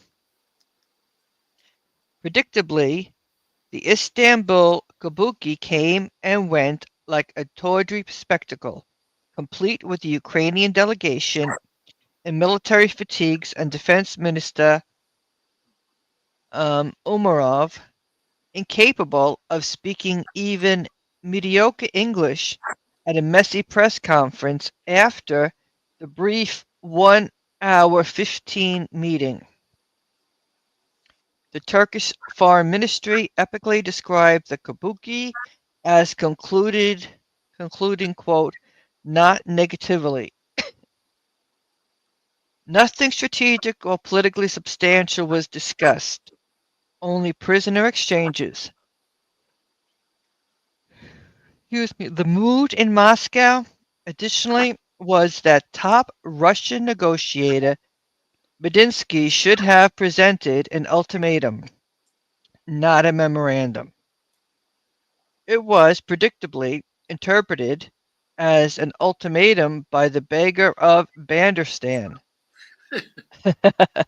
But what Medinsky actually handed out to the Ukrainians was a de facto roadmap memorandum in 3 sections, with 2 options for the conditions for a ceasefire, and 31 points, a great deal of them expressed in detail by Moscow for months. Examples. First option for a ceasefire should be a complete UAF withdrawal from DPR, LPR, Kherson, and Zaporizhzhia within 30 days. International recognition of Crimea, Donbass, and Novorossiysk as part of Russia. Ukraine neutrality. Ukraine holding elections and then signing a peace treaty. Approved by a legally binding UN Security Council resolution. Italics mind. And a ban on the receipt and deployment of nuclear weapons. None of that, of course, will ever be accepted by the terror-infused setup in Kiev. The neo-Nazi outfits that control it, an assorted, fragmented collective, West warmongering backers. So the SMO will go on, possibly all the way to 2026, along with extra versions of the Istanbul Kabuki. The next one should be held by late June. The current Kabuki, incidentally, composes the last saloon for Kiev to retain some measure of fractious, quote, sovereignty, as Foreign Minister Lavrov has been reiterating. Everything will be really decided in the battlefield. Okay, so how we have to add that I don't think there's going to be another version, okay, of Istanbul. Okay, if that's supposed to include, both the Russians and the Ukrainians. Not until the Russians have won a military victory and the Ukrainians have unconditionally surrendered. I think the Russians have already made that clear, and the Ukrainians have withdrawn from the negotiations. So both sides have pretty much indicated there won't be any more of the kabuki that Pepe speaks about. Now, there might be a version of Istanbul between the United States and the Russians. I would not exclude the possibility of that. But that, of course, will be a different matter from the hour and 15-minute meeting we recently saw. Okay, please go on. How to destroy the New START Treaty. Now to the attack on a branch of Russia's strategic triad with mirrored Western propaganda media and layers of stratospheric hysteria. The point has been made over and over again on why Russia left its strategic bombers unprotected in the tarmac, because that's a New START Treaty requirement, signed in 2010 and extended until February next year, when it may go 6 feet under, considering what just happened. The New START Treaty stipulates that strategic bombers should be visible to, quote, national technical means, NTM, of verification, such as satellite imagery, to allow monitoring by the other party. So their status, nuclear armed or converted to conventional use, should be always verifiable. No chance of a, quote, surprise first strike. This operation single-handedly blew up what was, up to now, a decent Cold War relic, preventing the start of World War III via a simple mechanism. The recklessness involved is off the charts. So there's no surprise that the highest echelons of power in Russia from the Kremlin to the security apparatus, are feverishly working to ascertain whether Trump was in the loop or not. And if he was not, who gave the final green light? Okay, so let us emphasize this operation really changed things in terms of the possibility of a treaty. Mm-hmm. Because until now, it was possible to have the bombers out and to be subjected to inspection by the satellites. So now the Ukrainians have made such a possibility just impractical. So there will have to be different ways ensuring uh, uh, that the bombers are in their places and not moving. And I don't know what is possible from a technical point of view. Okay, but it's obvious if we're going to have treaties like this, we need another mechanism because of the development of drone war. Drone war is very, very significant change to the environment of modern war, and it's far from all to the good. Okay, please go on, Dee. No wonder the highest echelon so far is mum. A security source told me that it was U.S. Secretary of State Marco Rubio that called Lavrov, and not the other way around, to offer condolences for the bridge-on-train terror attack in Bryansk. No word whatsoever about the strategic bombers. In parallel, the former platoon commander in Iraq, then Fox News talking head turned head of the Pentagon, followed the drone attacks on the Russian bases in real time. Of course, here he's referring to Hegseth, Secretary of Defense Mm-hmm. Hegseth, who reportedly followed the drone attacks, in real time. Mm. Please go ahead. On the efficiency of such attacks, beyond the gleefully spun to death fog of war, several conflicting estimates point to possibly 3 Tu-95 MS strategic bombers, known as, quote, the Bears, hit at the Belaya base in Irsk, plus one of them partially damaged, and 3 other T-22M3s hit, with 2 of them irreparably. Of the 3 Tu-95 MS fires seem to have been localized, so they may be repaired. At the Atlanta base in Murmansk, other 4 Tu-95 MS may have been hit, plus one AN-12. As it stands, Russia had 58 Tu-95 MS up to this weekend, even if 5 of them have been lost for good. That's less than 10% of their fleet. And that does not count 19 Tu-160 and 55 Tu-22M3M. Of the 5 bases that were supposed to be attacked, success happened in only 2. These losses, as painfully as they may be, simply will not affect further strikes by Russian aerospatial forces. Example. Okay, here I have to make another comment.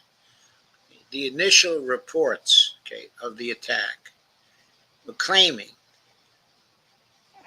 that the Ukrainians got 41 of the bombers.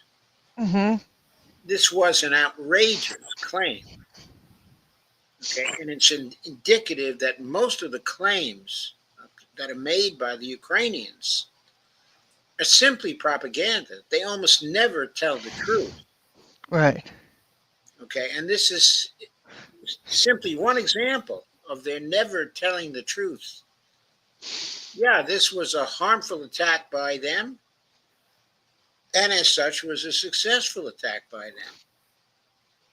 But they habitually magnify the results of their attacks by 5 to 10 times. And this was another example of that. So I just have to call attention to their lying. Because when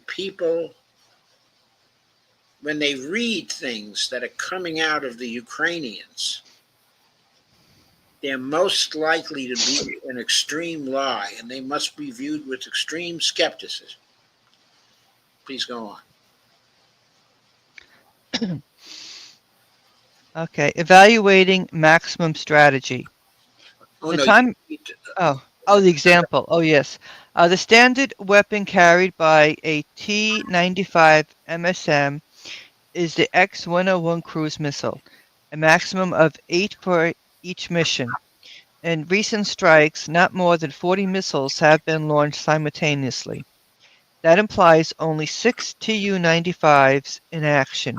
So Russia, in fact, only needs 6 Tu-95 MSM ready to fly to conduct strikes as intense as in the previous days and weeks. Tu-160s, moreover, are not even being used for the latest strikes. Okay, and evaluating maximum strategy. At the time of writing, Russia's devastating response has still not been greenlighted. This is as serious as it gets. Even if it's true that POTUS was not informed, and that's what the Kremlin and the security services want to be absolutely sure of before unleashing hell from above on Kyiv, still the contours will be clear of a NATO op, US-UK, directly conducted by the CIA M16 intel combo, with Trump being offered plausible deniability and Ukraine breaking the START protocol big time. Were Trump to have authorized these strikes, this would constitute no less than a declaration of war by the United States on Russia. So the most probable scenario remains Trump blindsided by the neocons embedded in privileged silos scattered across the Beltway. Okay, here I have to make another comment. If the foreign policy of the United States is to be cleaned up and is to be made a collaborative foreign policy with respect to the rest of the world, if our foreign policy is to adapt to the multipolar character of the world, then it is absolutely necessary that the neocons embedded in privileged silos scattered across the Beltway all be cleaned out. Yes. They all be fired and sent home. If people are associated with the neocon movement, they must be kicked out of the U.S. government. They are a danger to us all. They are a risk for the survival of the United States. And also, any of the neocons who were involved in this strike on Russia must immediately be fired and prosecuted. Please go on. As much as the attack on the Voronezh early warning radar system last May, an attack on Russia's strategic bombers fits the scenario of increasingly prodding the Russian system to enable disabling it ahead of a nuclear first strike. Aspiring Dr. Strange loves do entertain this scenario in the wildest dreams for decades. As sources carefully confirmed, the prevailing interpretation among the higher echelons of power in Russia is that a PR operation forcing a harsh, possibly nuclear Russian response coupled with Moscow's withdrawal from the Istanbul Kabuki. And to make clear, even though the Ukrainians were the first one to withdraw from the Kabuki, Yeah. they were followed by the Russians, who have now stated they're not going to negotiate with the terrorists. In other words, when they recently changed the definition of the SMO to a terrorist operation, they also made clear they weren't going to be able to negotiate with the terrorists currently running the government of Ukraine. So that's a policy statement by them. They're not going to talk to them anymore. They're going to try to decapitate them and make sure they are not running the state of Ukraine again. Please go on. So far, the Russian reaction is quite methodical. Total silence, a wide-ranging investigation, plus going through the motions in Istanbul. Yet there's no question the inevitable response will require maximum strategy. If the response is in tune with Russia's own updated nuclear doctrine, Moscow risks losing the global South's nearly unanimous support. If the response is lukewarm, domestic blowback will be massive. There's a near universal consensus on, quote, release the Oreshniks. Russian public opinion is becoming seriously fed up with being the target of serial terror attacks. The hour of fateful decision is getting late. Which brings us to the ultimate dilemma. Russian power is mulling how to defeat the collective warmongering West without launching World War III. Inspired by China, a solution may be found via an alliance of remixed Sun Tzu coupled with Lao Tzu. There's got to be a way, or layered ways, to destroy a strategy-deprived nihilistic enemy's ability and will to wage endless war. I'm not sure how to interpret those last two sentences. I'm open to suggestions from anybody about what exactly they mean. Right. It's been a while since I read any Sun Tzu, and Lao Tzu. Right. And I'm not sure how the coupling of the two would apply here. But I'd love to find out because I'm sure it's very interesting. Okay. Anyway, that was another brilliant piece, I think, by Pepe. Certainly very informative about what to expect from Russia. Right. In the way of a retaliation. So, let us see if we have more comments. Okay.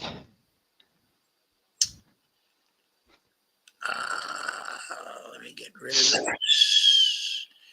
We have 99 folks now. Let's see if we can get over 100 here. Mr. Wonderful says people that make claims that Russia. Oh, I already read that before, so I will not do it again. We haven't had any fresh comments on the Pepe piece, which surprised me somewhat because I thought it was so colorful. But since that's the case, let us move on to our next piece, which is another piece from Larry Johnson. And the title of it is What Did Lavrov and Putin Tell Secretary Rubio and Donald Trump? And here is a tweet from Donald J. Trump. By the way, this is from Sonar 21, which is the blog of Larry Johnson, stated the 4th of June, 2025. And Donald Trump tweeted, I just finished speaking by telephone with President Putin of Russia. The call lasted approximately 1 hour and 15 minutes.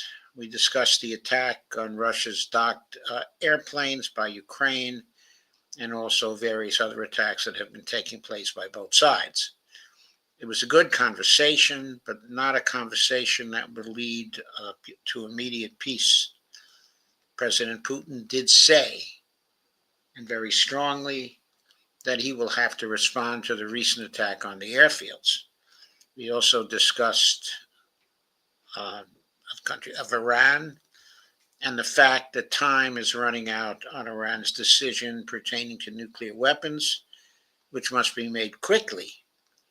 I stated to President Putin, I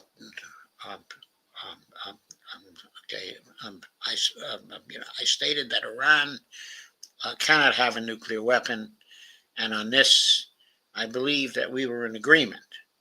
President Putin suggested that he will participate in the discussions with Iran, which is very interesting, by the way, because he has not participated thus far, and that he could perhaps be helpful in getting this brought to a rapid conclusion.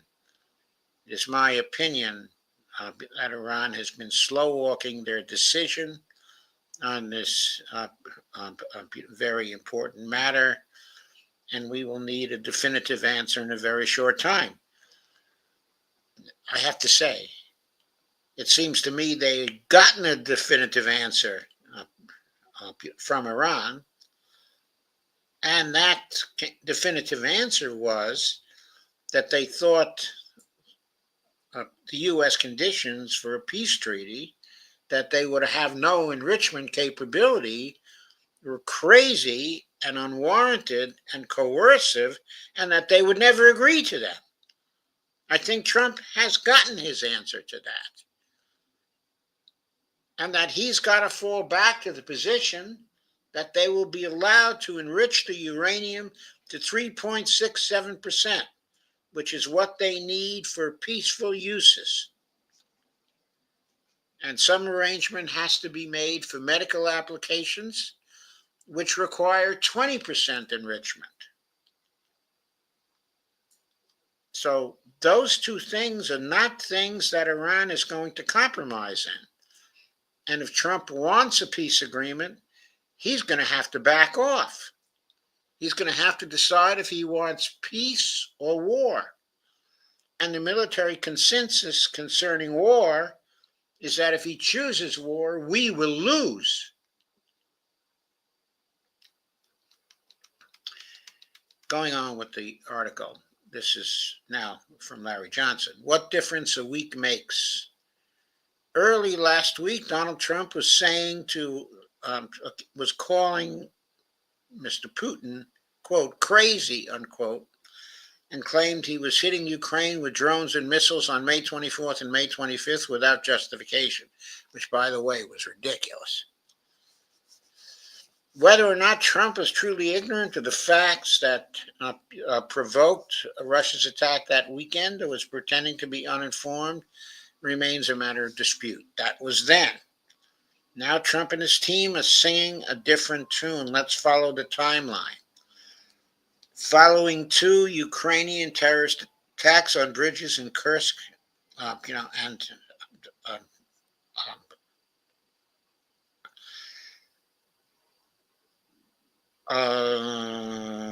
Bryansk. In the case of the latter, the bridge fell on a civilian passenger train and killed 7 people. And Sunday's drone attack on 5 of the Russian airfields that host strategic bombers. Russian Foreign Minister Sergei Lavrov called, U.S. Secretary of State Rubio late on June 1st, 2025. The sanitized State Department version claims that Lavrov wanted to discuss the ongoing conflict in Ukraine and the forthcoming peace talks scheduled for June 2nd in Istanbul. During the discussion, both officials reportedly examined various initiatives aimed at resolving the crisis and emphasized the importance of direct talks between Russia and Ukraine. Secretary Rubio reaffirmed President Donald Trump's commitment to supporting talks that lead to lasting peace and expressed condolences for the casualties resulting from recent attacks in Russian regions bordering uh, uh, uh, uh, Ukraine. Yep, Lavrov was sitting around in his pajamas and decided to ring up Secretary Marco for a casual chat. That's the story we're supposed to swallow. Here's what I think really happened. Lavrov, at the direction of Putin, made a call to Rubio to deliver a stern message and warning to President Trump. Lavrov conveyed Putin's deep concern that the U.S. played a role in facilitating these attacks, that the Russian government was prepared to take strong action because the attack on the airfields represented a direct threat to the nuclear capabilities of Russia.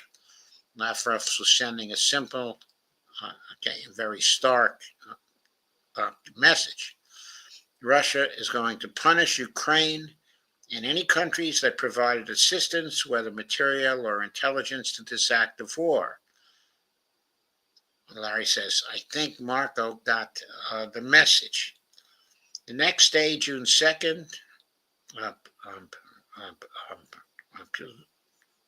the lead negotiator for Russia, Mr. Vladimir Medinsky, met with Ukraine's defense minister Rustam and Verovich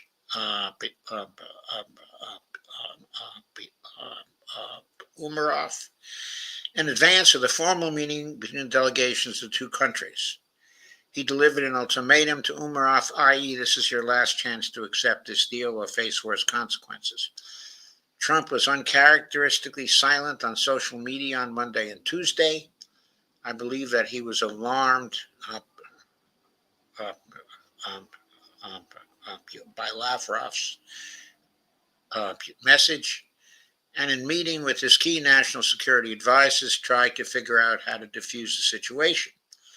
We got our first clue on Tuesday when Secretary of State Pete Hegseth announced that he would not attend the June 4th meeting of the Ukraine Defense Contact Group, the UDCG. Secretary Hegseth's absence from the June 4, 2025 meeting in Brussels marked the first time a U.S. defense chief did not participate in the UDCG session. Hegseth did not attend the previous gathering in person, but he did make a Zoom appearance. Then came Wednesday, June 4th. We don't know who initiated the call between Donald Trump and Vladimir Putin, but my money is on Trump. I posted Trump's Truth Social post about that conversation at the head of this article. Let's focus on Trump's spin about that exchange. Quote, we discussed the attack on Russia's docked airplanes by Ukraine and also various other attacks that have been taking place by both sides. It was a good conversation, but not a conversation that will lead to immediate peace. Of course, this quote is from Trump. President Putin did say, and very strongly, that he will have to respond to the recent attack on the airfields.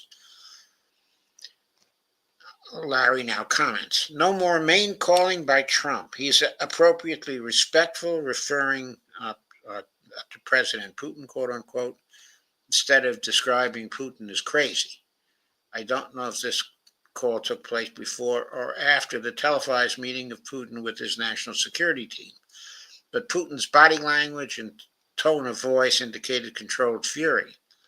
I suspect he adopted the same posture with President Trump during their conversation. Trump left the chat with no doubt about Putin's intentions. He's going to respond in the strongest terms to the attack on the airfields. Following that conversation, the U.S. Embassy in Kyiv issued a security alert advising U.S. citizens in Ukraine to exercise heightened caution due to an increase in Russian missile and drone attacks across the country. U.S. citizens were urged to be prepared to shelter immediately in the case of air raids, or other attacks. I personally think the U.S. citizens should leave. Message sent and message also delivered. What is remarkable about Putin's stance on the attacks last weekend is this marks the first time he is openly accusing Ukrainian supporters of terrorism. Quite a contrast to Putin's previous responses to the terrorist attacks on the Kerch Bridge on October 8, 2022, and the Crocus City Hall on March 22, 2024. The attack on Crocus City Hall resulted in 145 fatalities and 551 injuries. Yet Putin did not issue a warning like the one he did today. Trump's conversation with Putin also was noteworthy because it marked the first time that Trump confirmed he was talking to Russia about helping secure a deal to prohibit nuclear weapons. Quote again, we also discussed Iran and the fact time is running out on Iran's decision pertaining to nuclear weapons, which must be made quickly. I stated to President Putin that Iran cannot have a nuclear weapon, and on this I believe that we were in agreement. President Putin suggested he will participate in the discussions with Iran, and he could perhaps be helpful in getting this brought to a rapid conclusion. Putin knows that Iran does not have a nuke because he signed a security agreement with Iran's president on January 17, 2025, stipulating that Russia would work with Iran on the successful development of nuclear energy. Trump needs a win on the foreign policy front, and if he is smart, he will agree to let Russia help him secure an acceptable deal to Iran. And then Larry adds, today, that's, I guess, June 4th, I discussed the Iran situation with Danny Davis. Okay, it's actually, Lieutenant Colonel, Danny Davis. Okay, a hero of the Iraq War of, when was it, 1993? Okay, and a colleague, actually a subordinate in that war of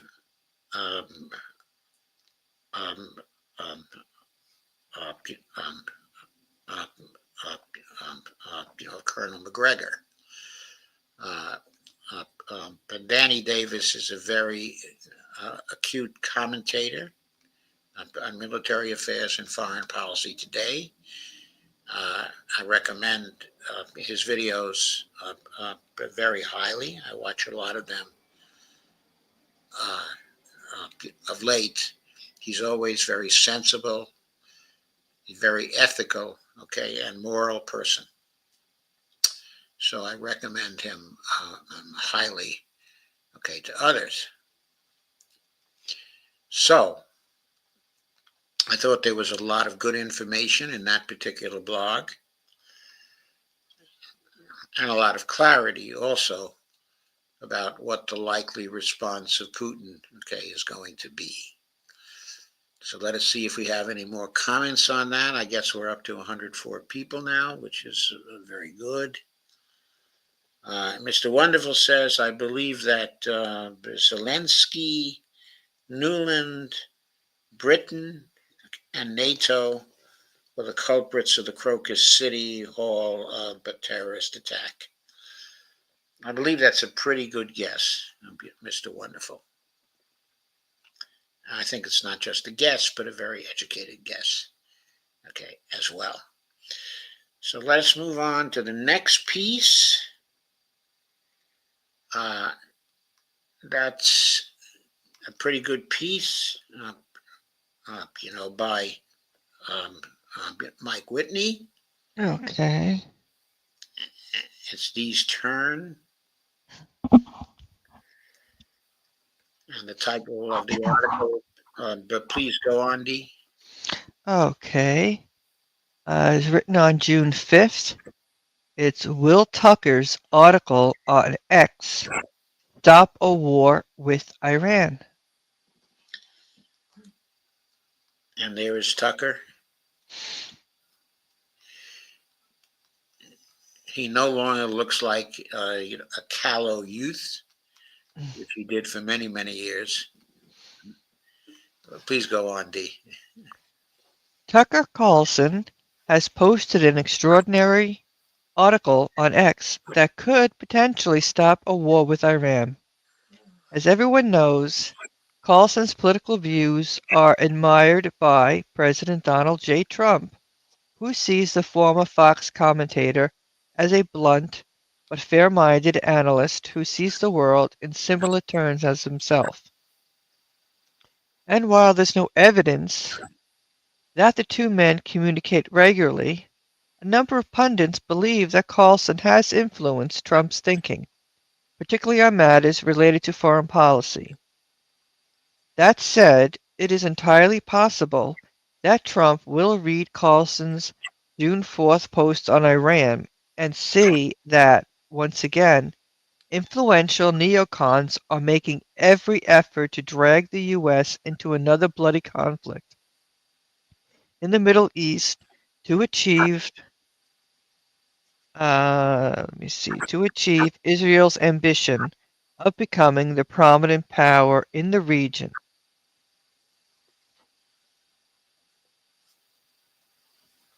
Here's Carlson. Mark Levin was at the White House today lobbying for war with Iran. To be clear, Levin has no plans to fight in this or any other war. He's demanding the American troops do it. We need to stop Iran from building nuclear weapons, he and like-minded ideologues in Washington are now arguing. They're just weeks away. If this sounds familiar, it's because the same people have been making the same claim since at least the 1990s. It's a lie. In fact, there is zero credible intelligence that suggests Iran is anywhere near building a bomb or has plans to. None. Okay, I have to respond to that, okay, in the following way. Okay, I think there's plenty of intelligence, okay, that suggests that the Iranians have the capability to develop a bomb in a very, very short time. Okay, because they've enriched a considerable amount, okay, of the uranium they possess to 61%, which is only one round away from getting to the 90 to 95% they need for a bomb. Scott Ritter has pointed out, okay, that they could make, a primitive device in probably 2 to 3 weeks. And I believe that Scott is right, since he is very expert on the question of, what goes into making such a device. Okay, so I think there's evidence that there's near to building a bomb, but there's also a tremendous amount of evidence that they have no plans to build it. Exactly. That they take the religious prohibition against building it very, very seriously. And coupling that with their missile capability to destroy Israel with conventional weapons, they really have no incentive to develop a bomb. And so I don't think, I would emphasize that he's correct in saying they have no plans to do so. He ought to make clear they have no intention to do so. But I think Scott is right, that they do have the capability to do that and to do it fairly quickly. But please go on with the quote. Anyone who claims otherwise is ignorant or dishonest. If the U.S. government knew Iran was weeks from possessing a nuclear weapon, would be at war already. I think that's mistaken, because I think the U.S. government knows Iran is only weeks away. Okay, but please go on. Iran knows this, which is why they aren't building one. Iran also knows it's unwise to give up its weapons program entirely. Muammar Gaddafi tried that and wound up sodomized with a bayonet. As soon as Gaddafi disarmed, NATO killed him. Iran's leaders saw that happen. They, they learned the obvious lesson. So, why is Mark Levin once again hyperventilating about weapons of mass destruction? To distract you from the real goal, which is regime change. Young Americans heading back to the Middle East to topple yet another government. Virtually no one will say this out loud. America's record of overthrowing foreign leaders is so embarrassingly counterproductive that regime change has become a synonym for a disaster. Officially, no one supports it. So instead of telling the truth about their motives, they manufacture hysteria. A country like Iran can never have the bomb. They'll nuke Los Angeles. We have to act now. Tucker Carlson. At Tucker Carlson. Here are pictures of Ben Shapiro, is it? Yeah. On the left, Mark Levin in the center. I don't know who the lady is on the right. She looks familiar, but I can't think of her name. Okay. I also, she doesn't even look too familiar to me. But maybe some of our commentators will be able to inform us about that. Please go on. This is an excellent summary, which underscores the crucial point that Iran does not have a nuclear weapon, is not building a nuclear weapon, and has no nuclear weapons program. The entire legal case against Iran rests on a fiction that is fueled by an endless wave of Israel-friendly propaganda. Check out this clip from an article by analyst Dave DeCamp. U.S. intelligence agencies have reaffirmed that there's no evidence Iran is developing nuclear weapons. So the Iranian Supreme Leader Ali Khamenei has reversed his 2003 fatwa that banned the production of weapons of mass destruction. Quote, the IC continues to assess that Iran is not building nuclear weapons and Supreme Leader Khamenei has not authorized the nuclear weapons program he suspended in 2003. Director of National Intelligence Tulsi Gabbard told the Senate Intelligence Committee hearing, U.S. intelligence says Iran is not building a nuclear weapon. Antiwar.com. But if Iran has no nukes and is not building nukes, then what's the problem? Exactly. Which means that the real problem is the weaponized media that uses its influence to advance an Israeli agenda. Just like Iraq, Libya, and Syria. Here's more from Tucker. It goes without saying that there are very few Trump voters who'd support a regime change war in Iran. Donald Trump has argued loudly against reckless lunacy like this. Trump ran for president as a peace candidate. That's what made him different from conventional Republicans. It's why he won. A war with Iran would amount to a profound betrayal of his supporters. It would end his presidency. That may explain why so many of Trump's enemies are advocating for it. Tucker Carlson. Okay, and here's a map that shows Iran, of course, and all the American bases surrounding it in all of the nations of the Middle East. For those who don't know too much about foreign policy, might be quite a shock for them to see all of the American flags in all of these countries, each one symbolizing a base. See all of the military bases surrounding Iran in West Asia. I mean, I find it just incredible to see a graphic, like this. Mm-hmm. We're absolutely surrounding the place. It's just incredible. So the bases go all the way down, to Oman. It's just incredible. Mm-hmm. He's right.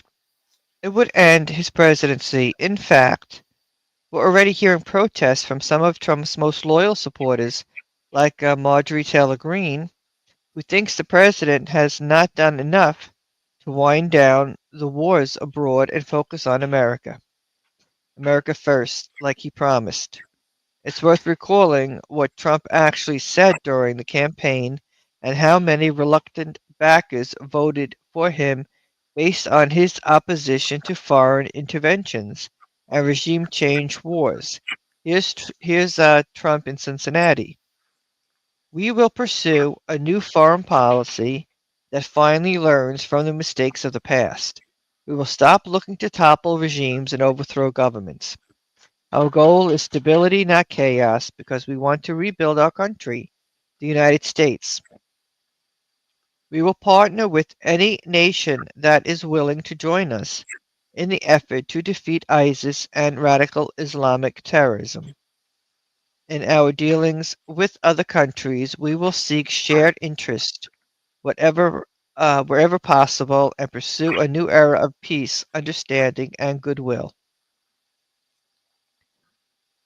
This is an example of Trump, the peace candidate, the candidate that many Americans supported, thinking he would usher in a new era of security and cooperation, not more of the same gunboat diplomacy that brought us Iraq, Afghanistan, and Ukraine.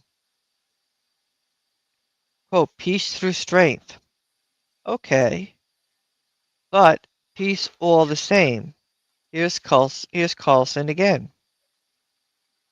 And then there's the question of the war itself.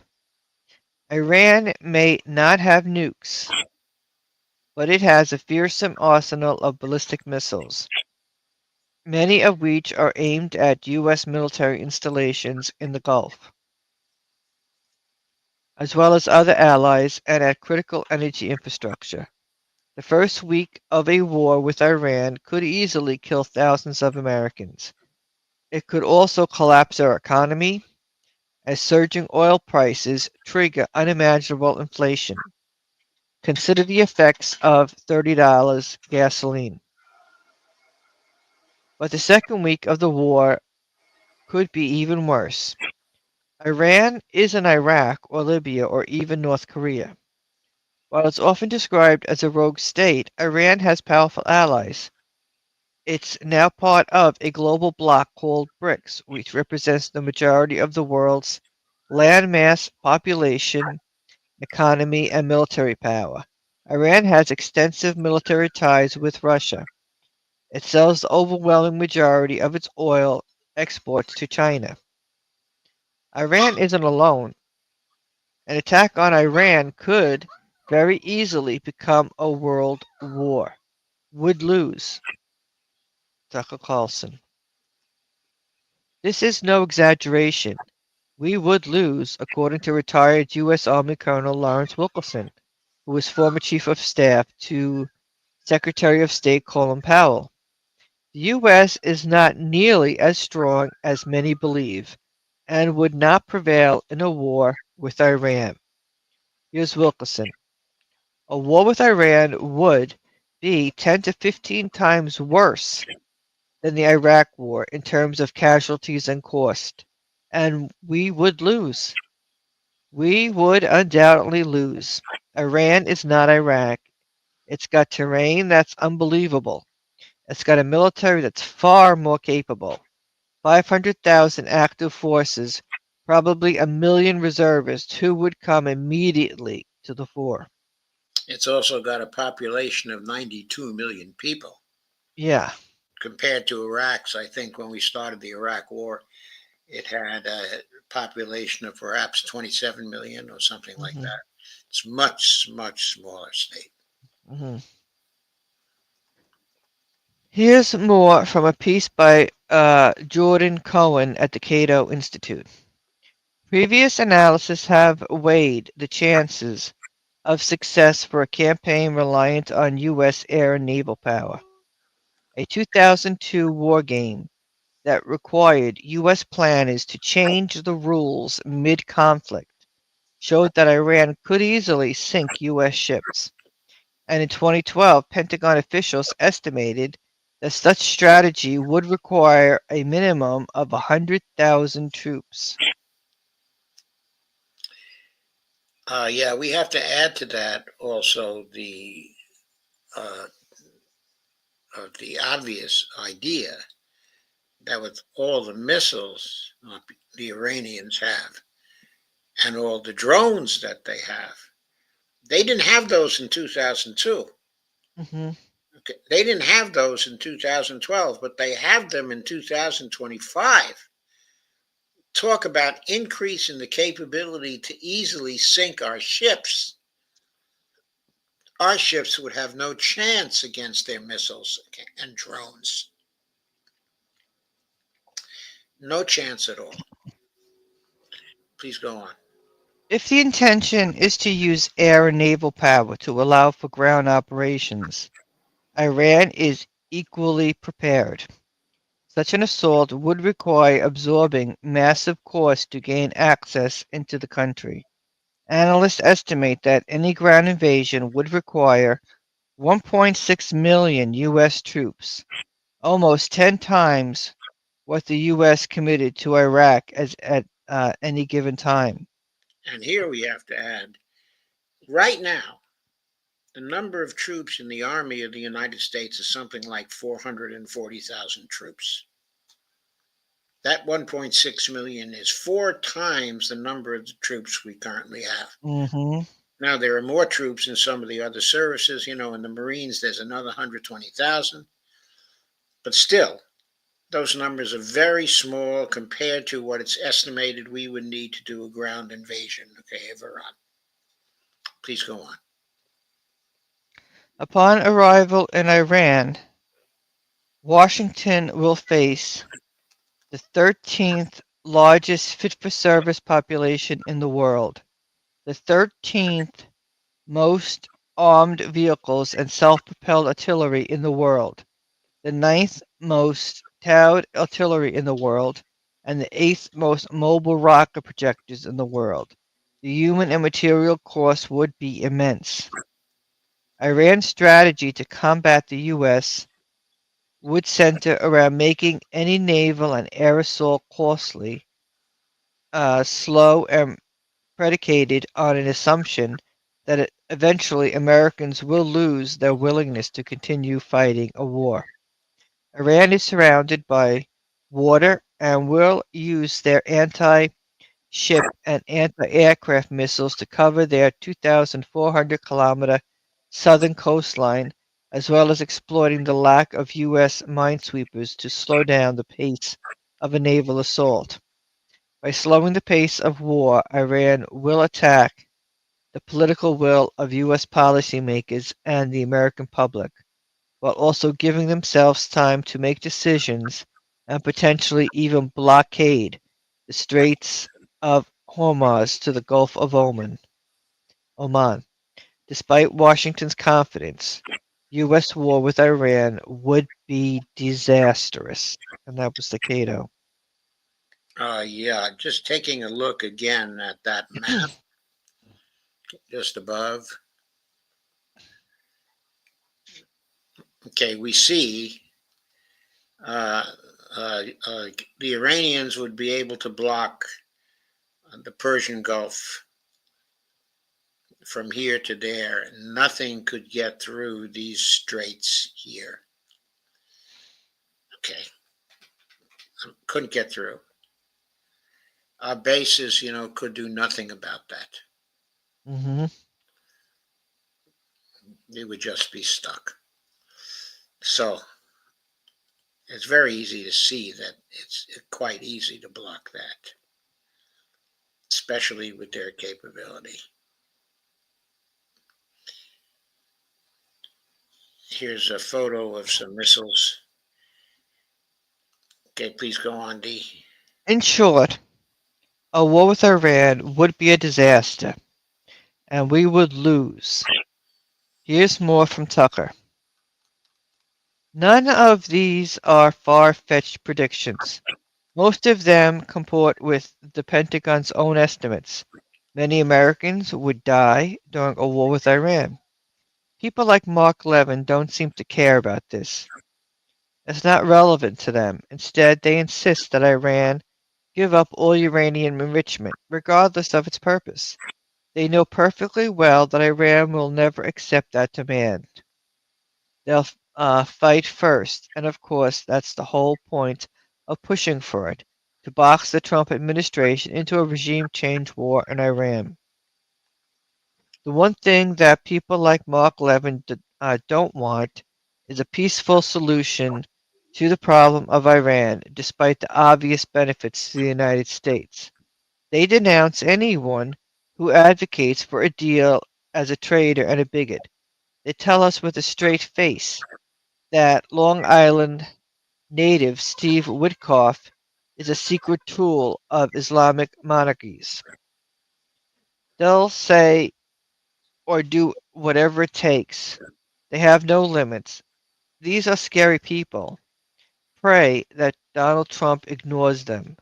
Tucker Carlson. Quote, scary is an understatement. These people are dragging us towards total annihilation. My advice to Trump, listen to your friend Carlson and avoid a war with Iran. Okay, and there it goes. And of course, I completely agree, with that advice from Tucker. I do too, and you know something? We're already in bad shape. You're already in bad shape. We cannot afford a war with Iran, but not from the monetary point of view. From the monetary point of view, we can afford anything. But Right. the point of view of the destruction of real resources that we have, from the point of view of our, our remaining military strength, from the point of view of the possibility of triggering a nuclear war in West Asia, we cannot afford to have a war with Iran. We must Now, have peace with Iran. right, people, I mean, the world is fed up with us already, the way we are with Israel. I mean, we're already in a situation of annihilation. Yes, they're absolutely fed up. Okay, let us go on to the real article, to the final article, and then we will recap. This is a piece by Larry Johnson on the 5th of June, 2025. And the title of it is Russia is in no rush to retaliate. They may have already started, to retaliate, but as Scott says, it's going to be a week-long thing. So obviously they're going to build up in that week. That photo was called the Kinjal, and Iskander. What that means is that the left part of the photo, is a photo of a Kinjal missile, which is hypersonic. Maybe that's why you can't see it, because it's moving so fast. The Iskander missile is on the right.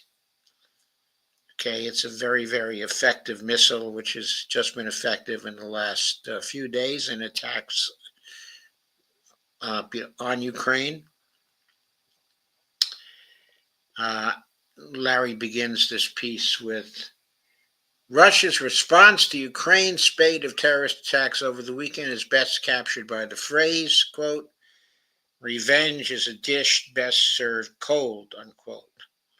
This means that revenge is often more satisfying or effective when it is delayed, carefully planned, and not acted on in the heat of emotion. As I noted in my previous piece, a military doctrine of Russia vis-a-vis Ukraine has been until now described as a special military operation. In response to the drone attacks on Russia's strategic bomber bases, Putin has now characterized the military mission as a counterterrorism operation. When the Russian government states it's treating Ukraine as a counterterrorism operation, quote unquote, it signifies a strategic shift in rhetoric, tactics, and the legal framework, allowing for expanded military and domestic security measures. Most in the West forget that Russia fought a 10-year counterterrorism war in Chechnya, prevailing in the end by exterminating the threat that was posed by the Salafist Muslims. Yes, they did fight such a war for 10 years. They were very, very serious about it. Okay, and they were victorious. So when they say something's a counterterrorism operation, that is very, very serious. I want to say something here also about the legal framework, okay, for the Russians. We tend to see Russia as very similar to the Soviet Union in not having much of a legal framework, that everything, was arbitrarily done by the dictator as we picture it in Soviet times. But that is not true about what applies in Russia right now. Putin is himself a lawyer. He was educated, as a lawyer. People emphasize, that he was educated by the secret police. This is true. But his education, was in the law. And he has reinforced a legal framework inside of Russia since he took over. He has been getting rid of the oligarchs,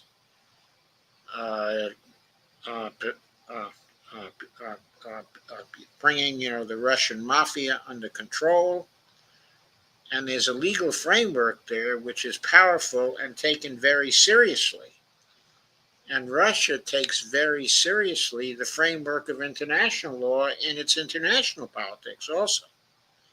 So, going on with the article, under Russian law, declaring a counterterrorism operation grants authorities the power to, quote, restrict the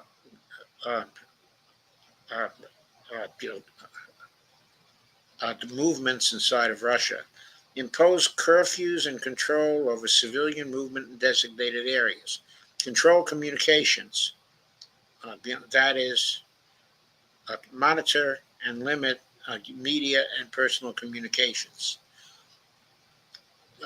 which they do not do very much of now, actually. Next, conduct searches, carry out searches and detentions without standard judicial oversight. By framing its military actions as counterterrorism, Russia aims to escalate its use of military force. This means intensified operations against Ukraine going forward.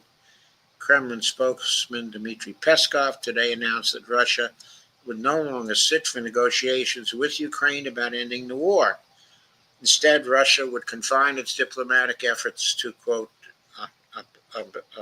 to working delegations, unquote, that will address technical issues such as freeing POWs and returning the corpses of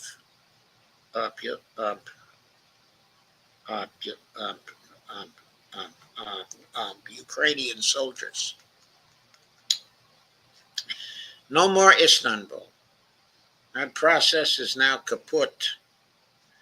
Ukraine's attacks over the weekend have strengthened public support for destroying via military means the terrorist, quote-unquote, threat posed by Ukraine.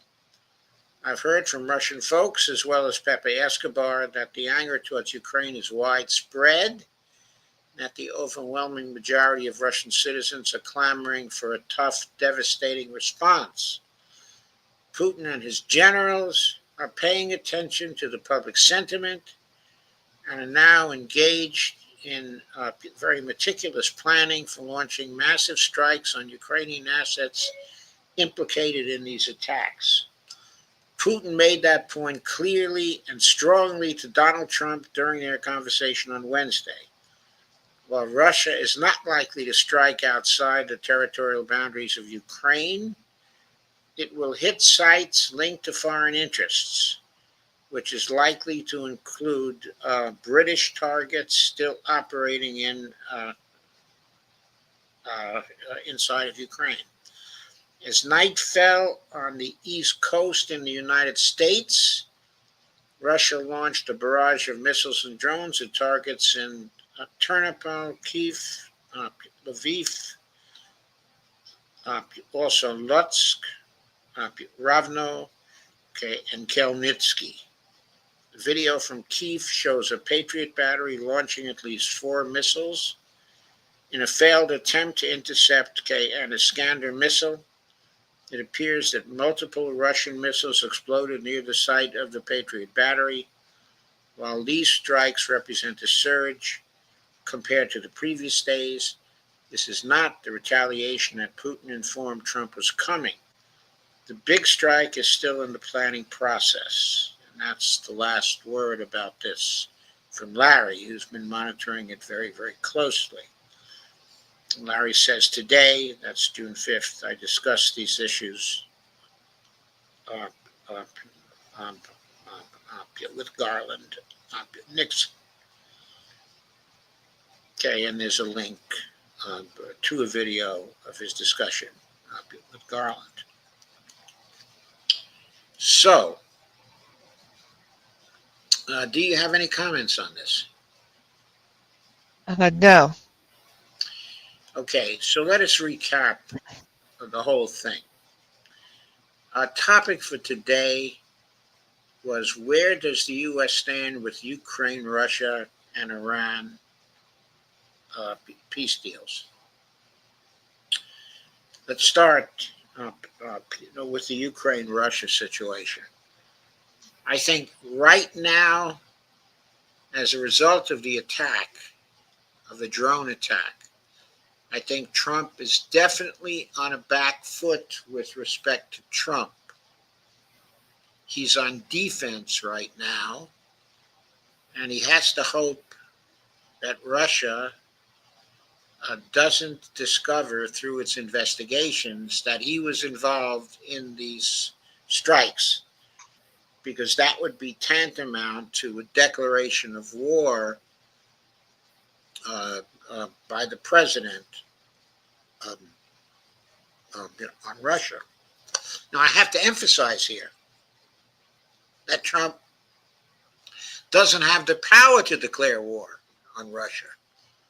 If he wants to declare war, he's got to go to the Congress. We tend to forget that it's Congress who declares war. The President of the United States does not actually declare war. But the Russians would consider it to be tantamount to a declaration of war that he was involved, in the attacks. It would also be a very serious matter if the Russians found that the CIA was involved in planning the attacks. Less serious if the CIA planning was confined to the Biden administration. But still serious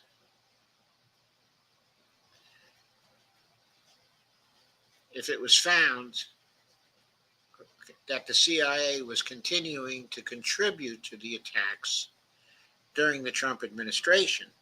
It would be very serious, even if Trump wasn't involved himself.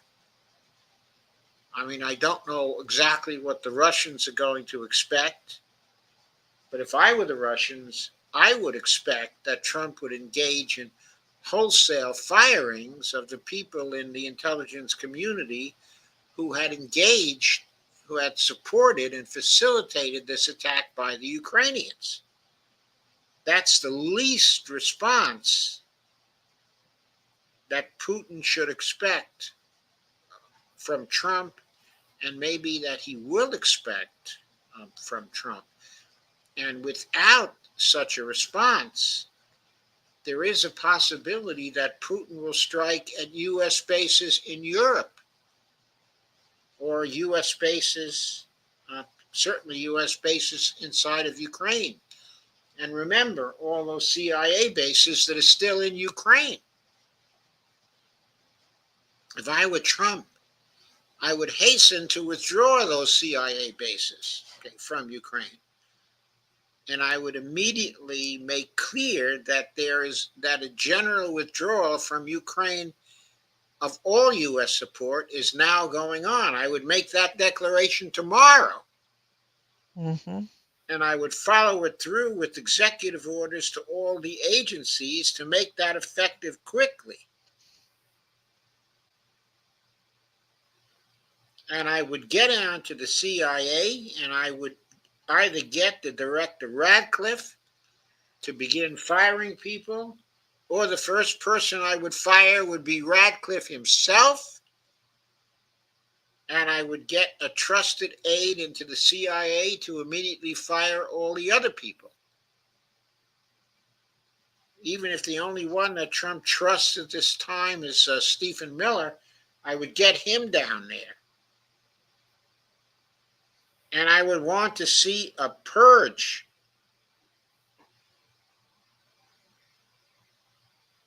And I would, if I were Putin, I would pressure Trump to do that, to show his good faith if he wants to negotiate peace with the Russians further. Because this was a very serious attack. It wasn't that successful, but its intentions were very, very serious. They were to damage the nuclear capability of Russia. That's an existential threat. So I think where we stand with respect to Russia is not very well right now, and that Trump needs to take action to make Russia believe that the United States has the intention to actually make peace with them. Making peace with Russia also is tied to the possibility of peace with Iran. Trump has just asked Putin to help him to negotiate a peace with Iran, to make that peace deal.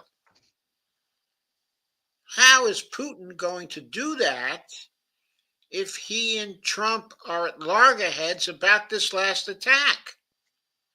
The attack by the Ukrainians threatens the possibility of an Iran peace deal,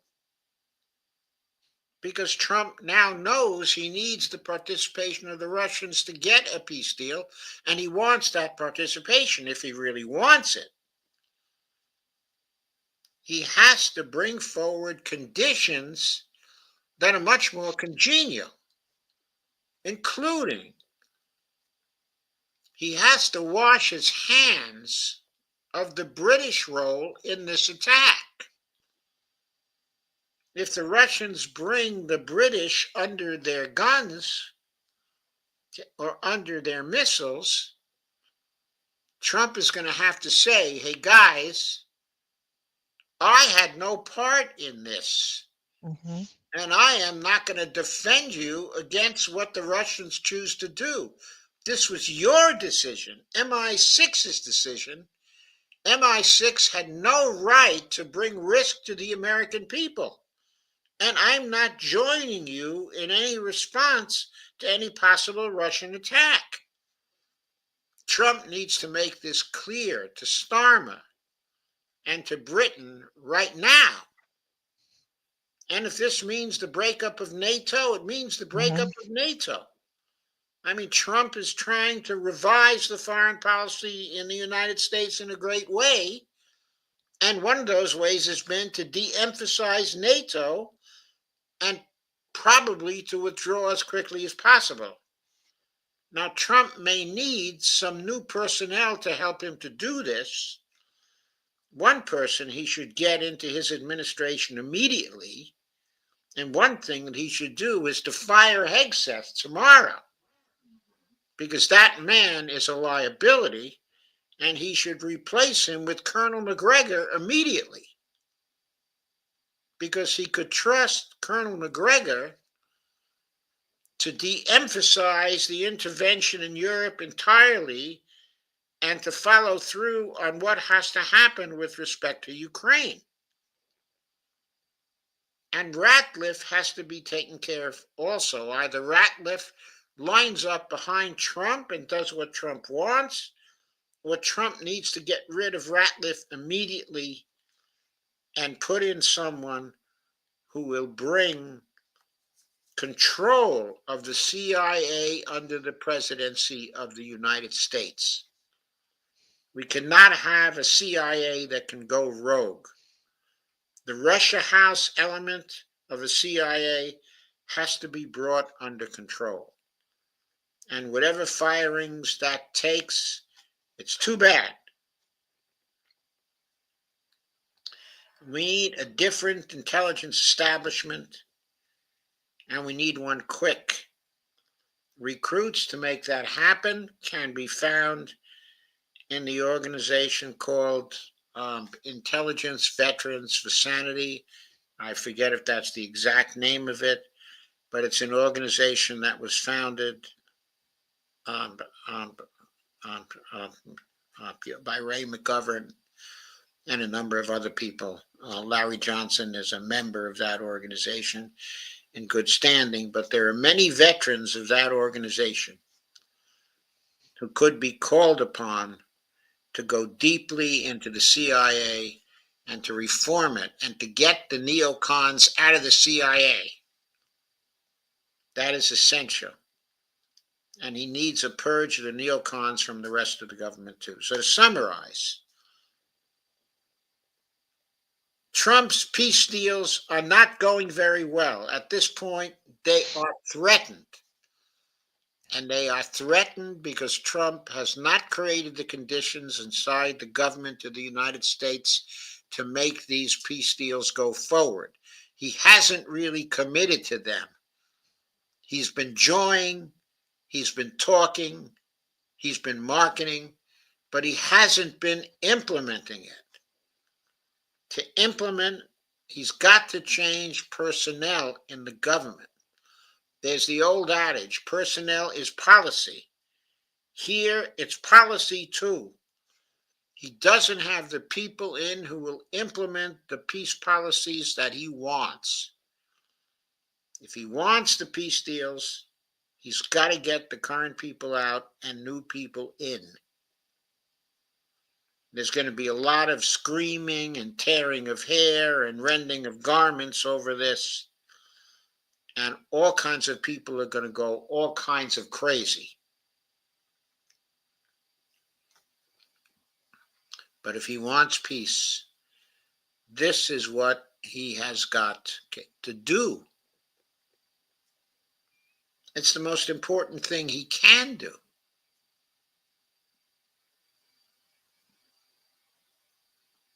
So we'll see if he has the stones to do it. We will see. Steve Wolfbrand says playing with fire. And that is the last of our comments. Have you anything to add, Dee? No, I think a lot was brought up, and I think we're all on the same page here. Okay. Then let us say good night.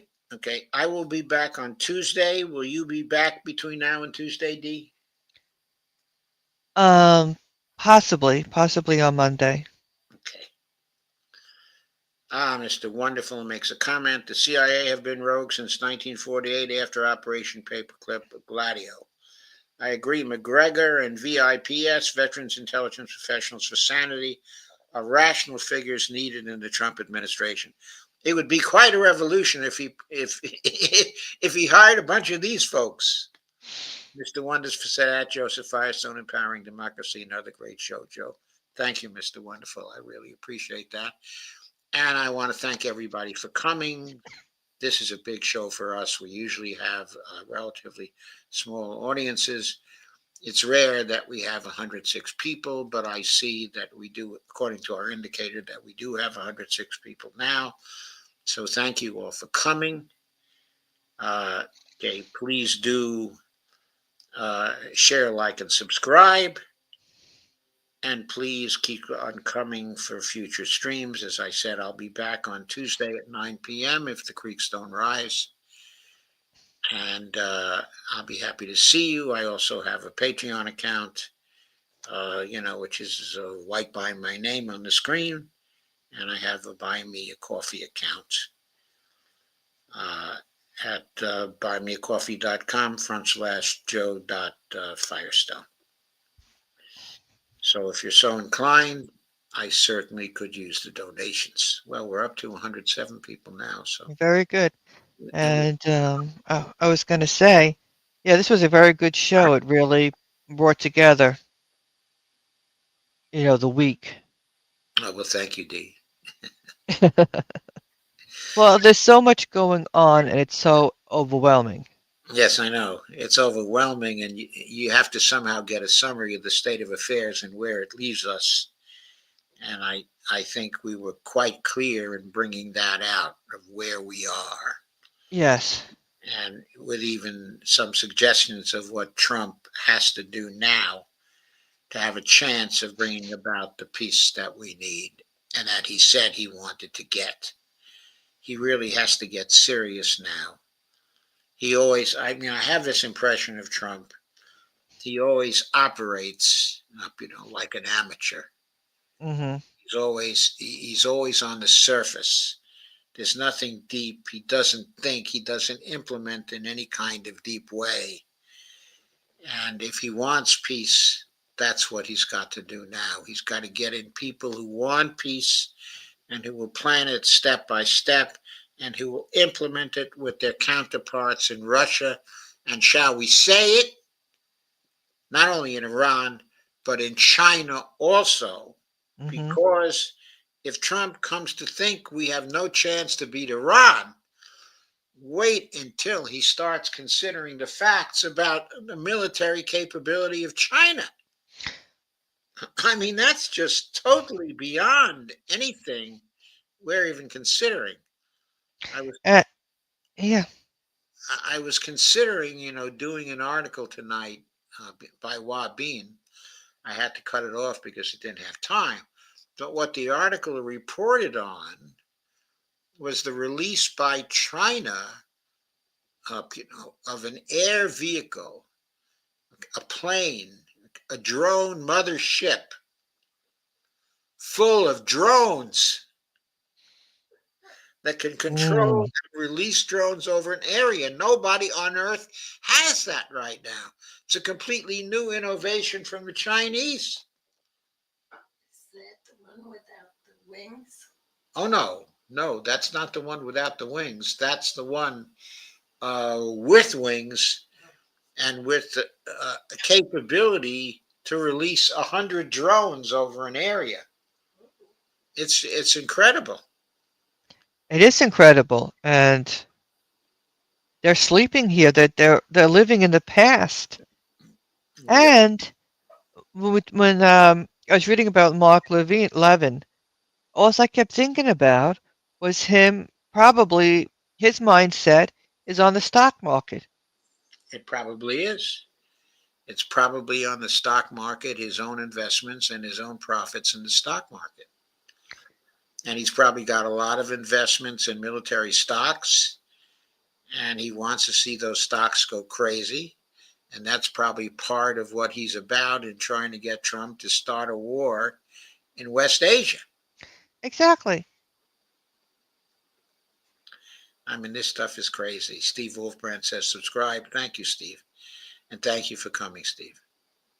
Right. And he's not thinking, and especially these people trying to claim, they're so worried about Israel and they're standing with Israel. How are you standing with Israel if you want to poke the bear too much? If you want to, you want to get in a war with Iran? How is that benefiting Israel? I don't think it's benefiting Israel at all. I think what's going to benefit Israel is if he makes peace with Iran, and then he also moves to pressure the Israelis to start to negotiate with the Palestinians for a two-state solution.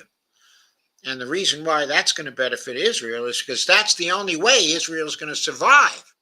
Exactly. If Israel continues on its present course, give it another 2-3 years, there's not going to be any Israel. I mean, Israel is in a terrible state now. It's on the brink of economic collapse, and it's on the brink of military collapse also. Mm-hmm. And a comprehensive sort of missile attack from the Iranians could kick the whole Israeli show over. It would be all gone. If you care about the existence, the continued existence of Israel, you have to go to 2 states.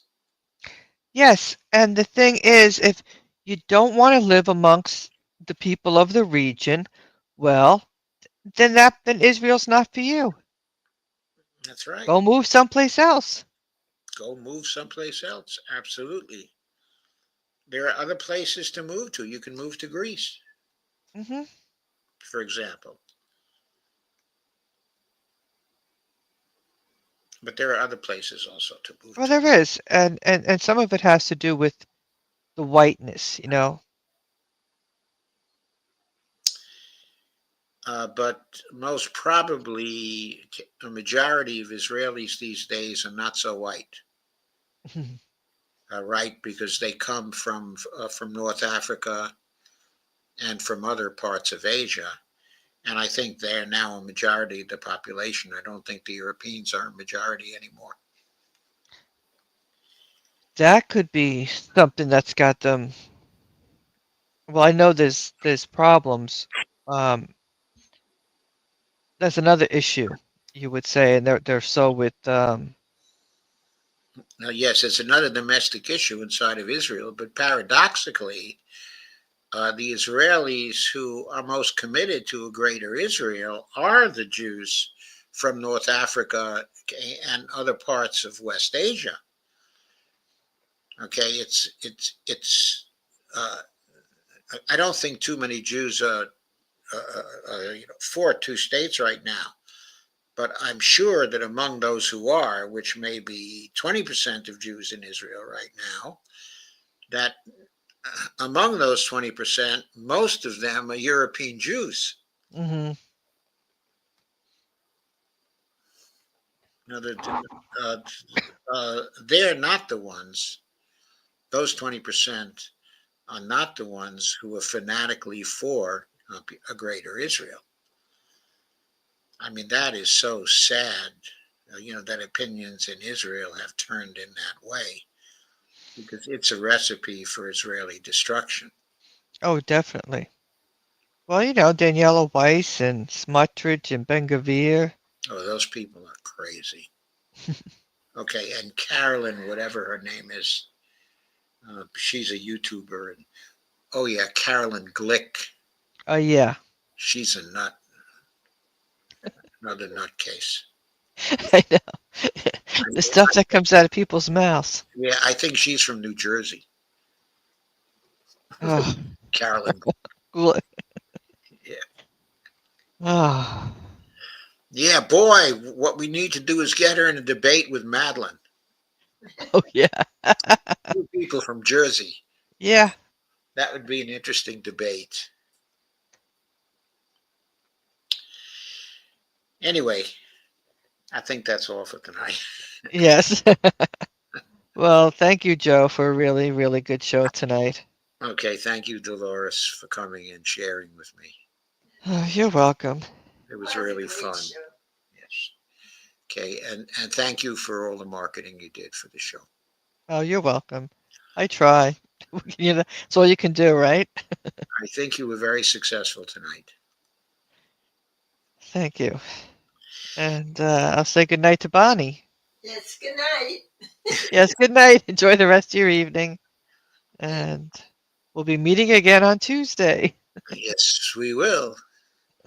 Until And then, free Palestine, right? free Palestine from the river to the sea. Exactly. Amen. Amen. Good night. Okay, good night. Okay, good night, everybody.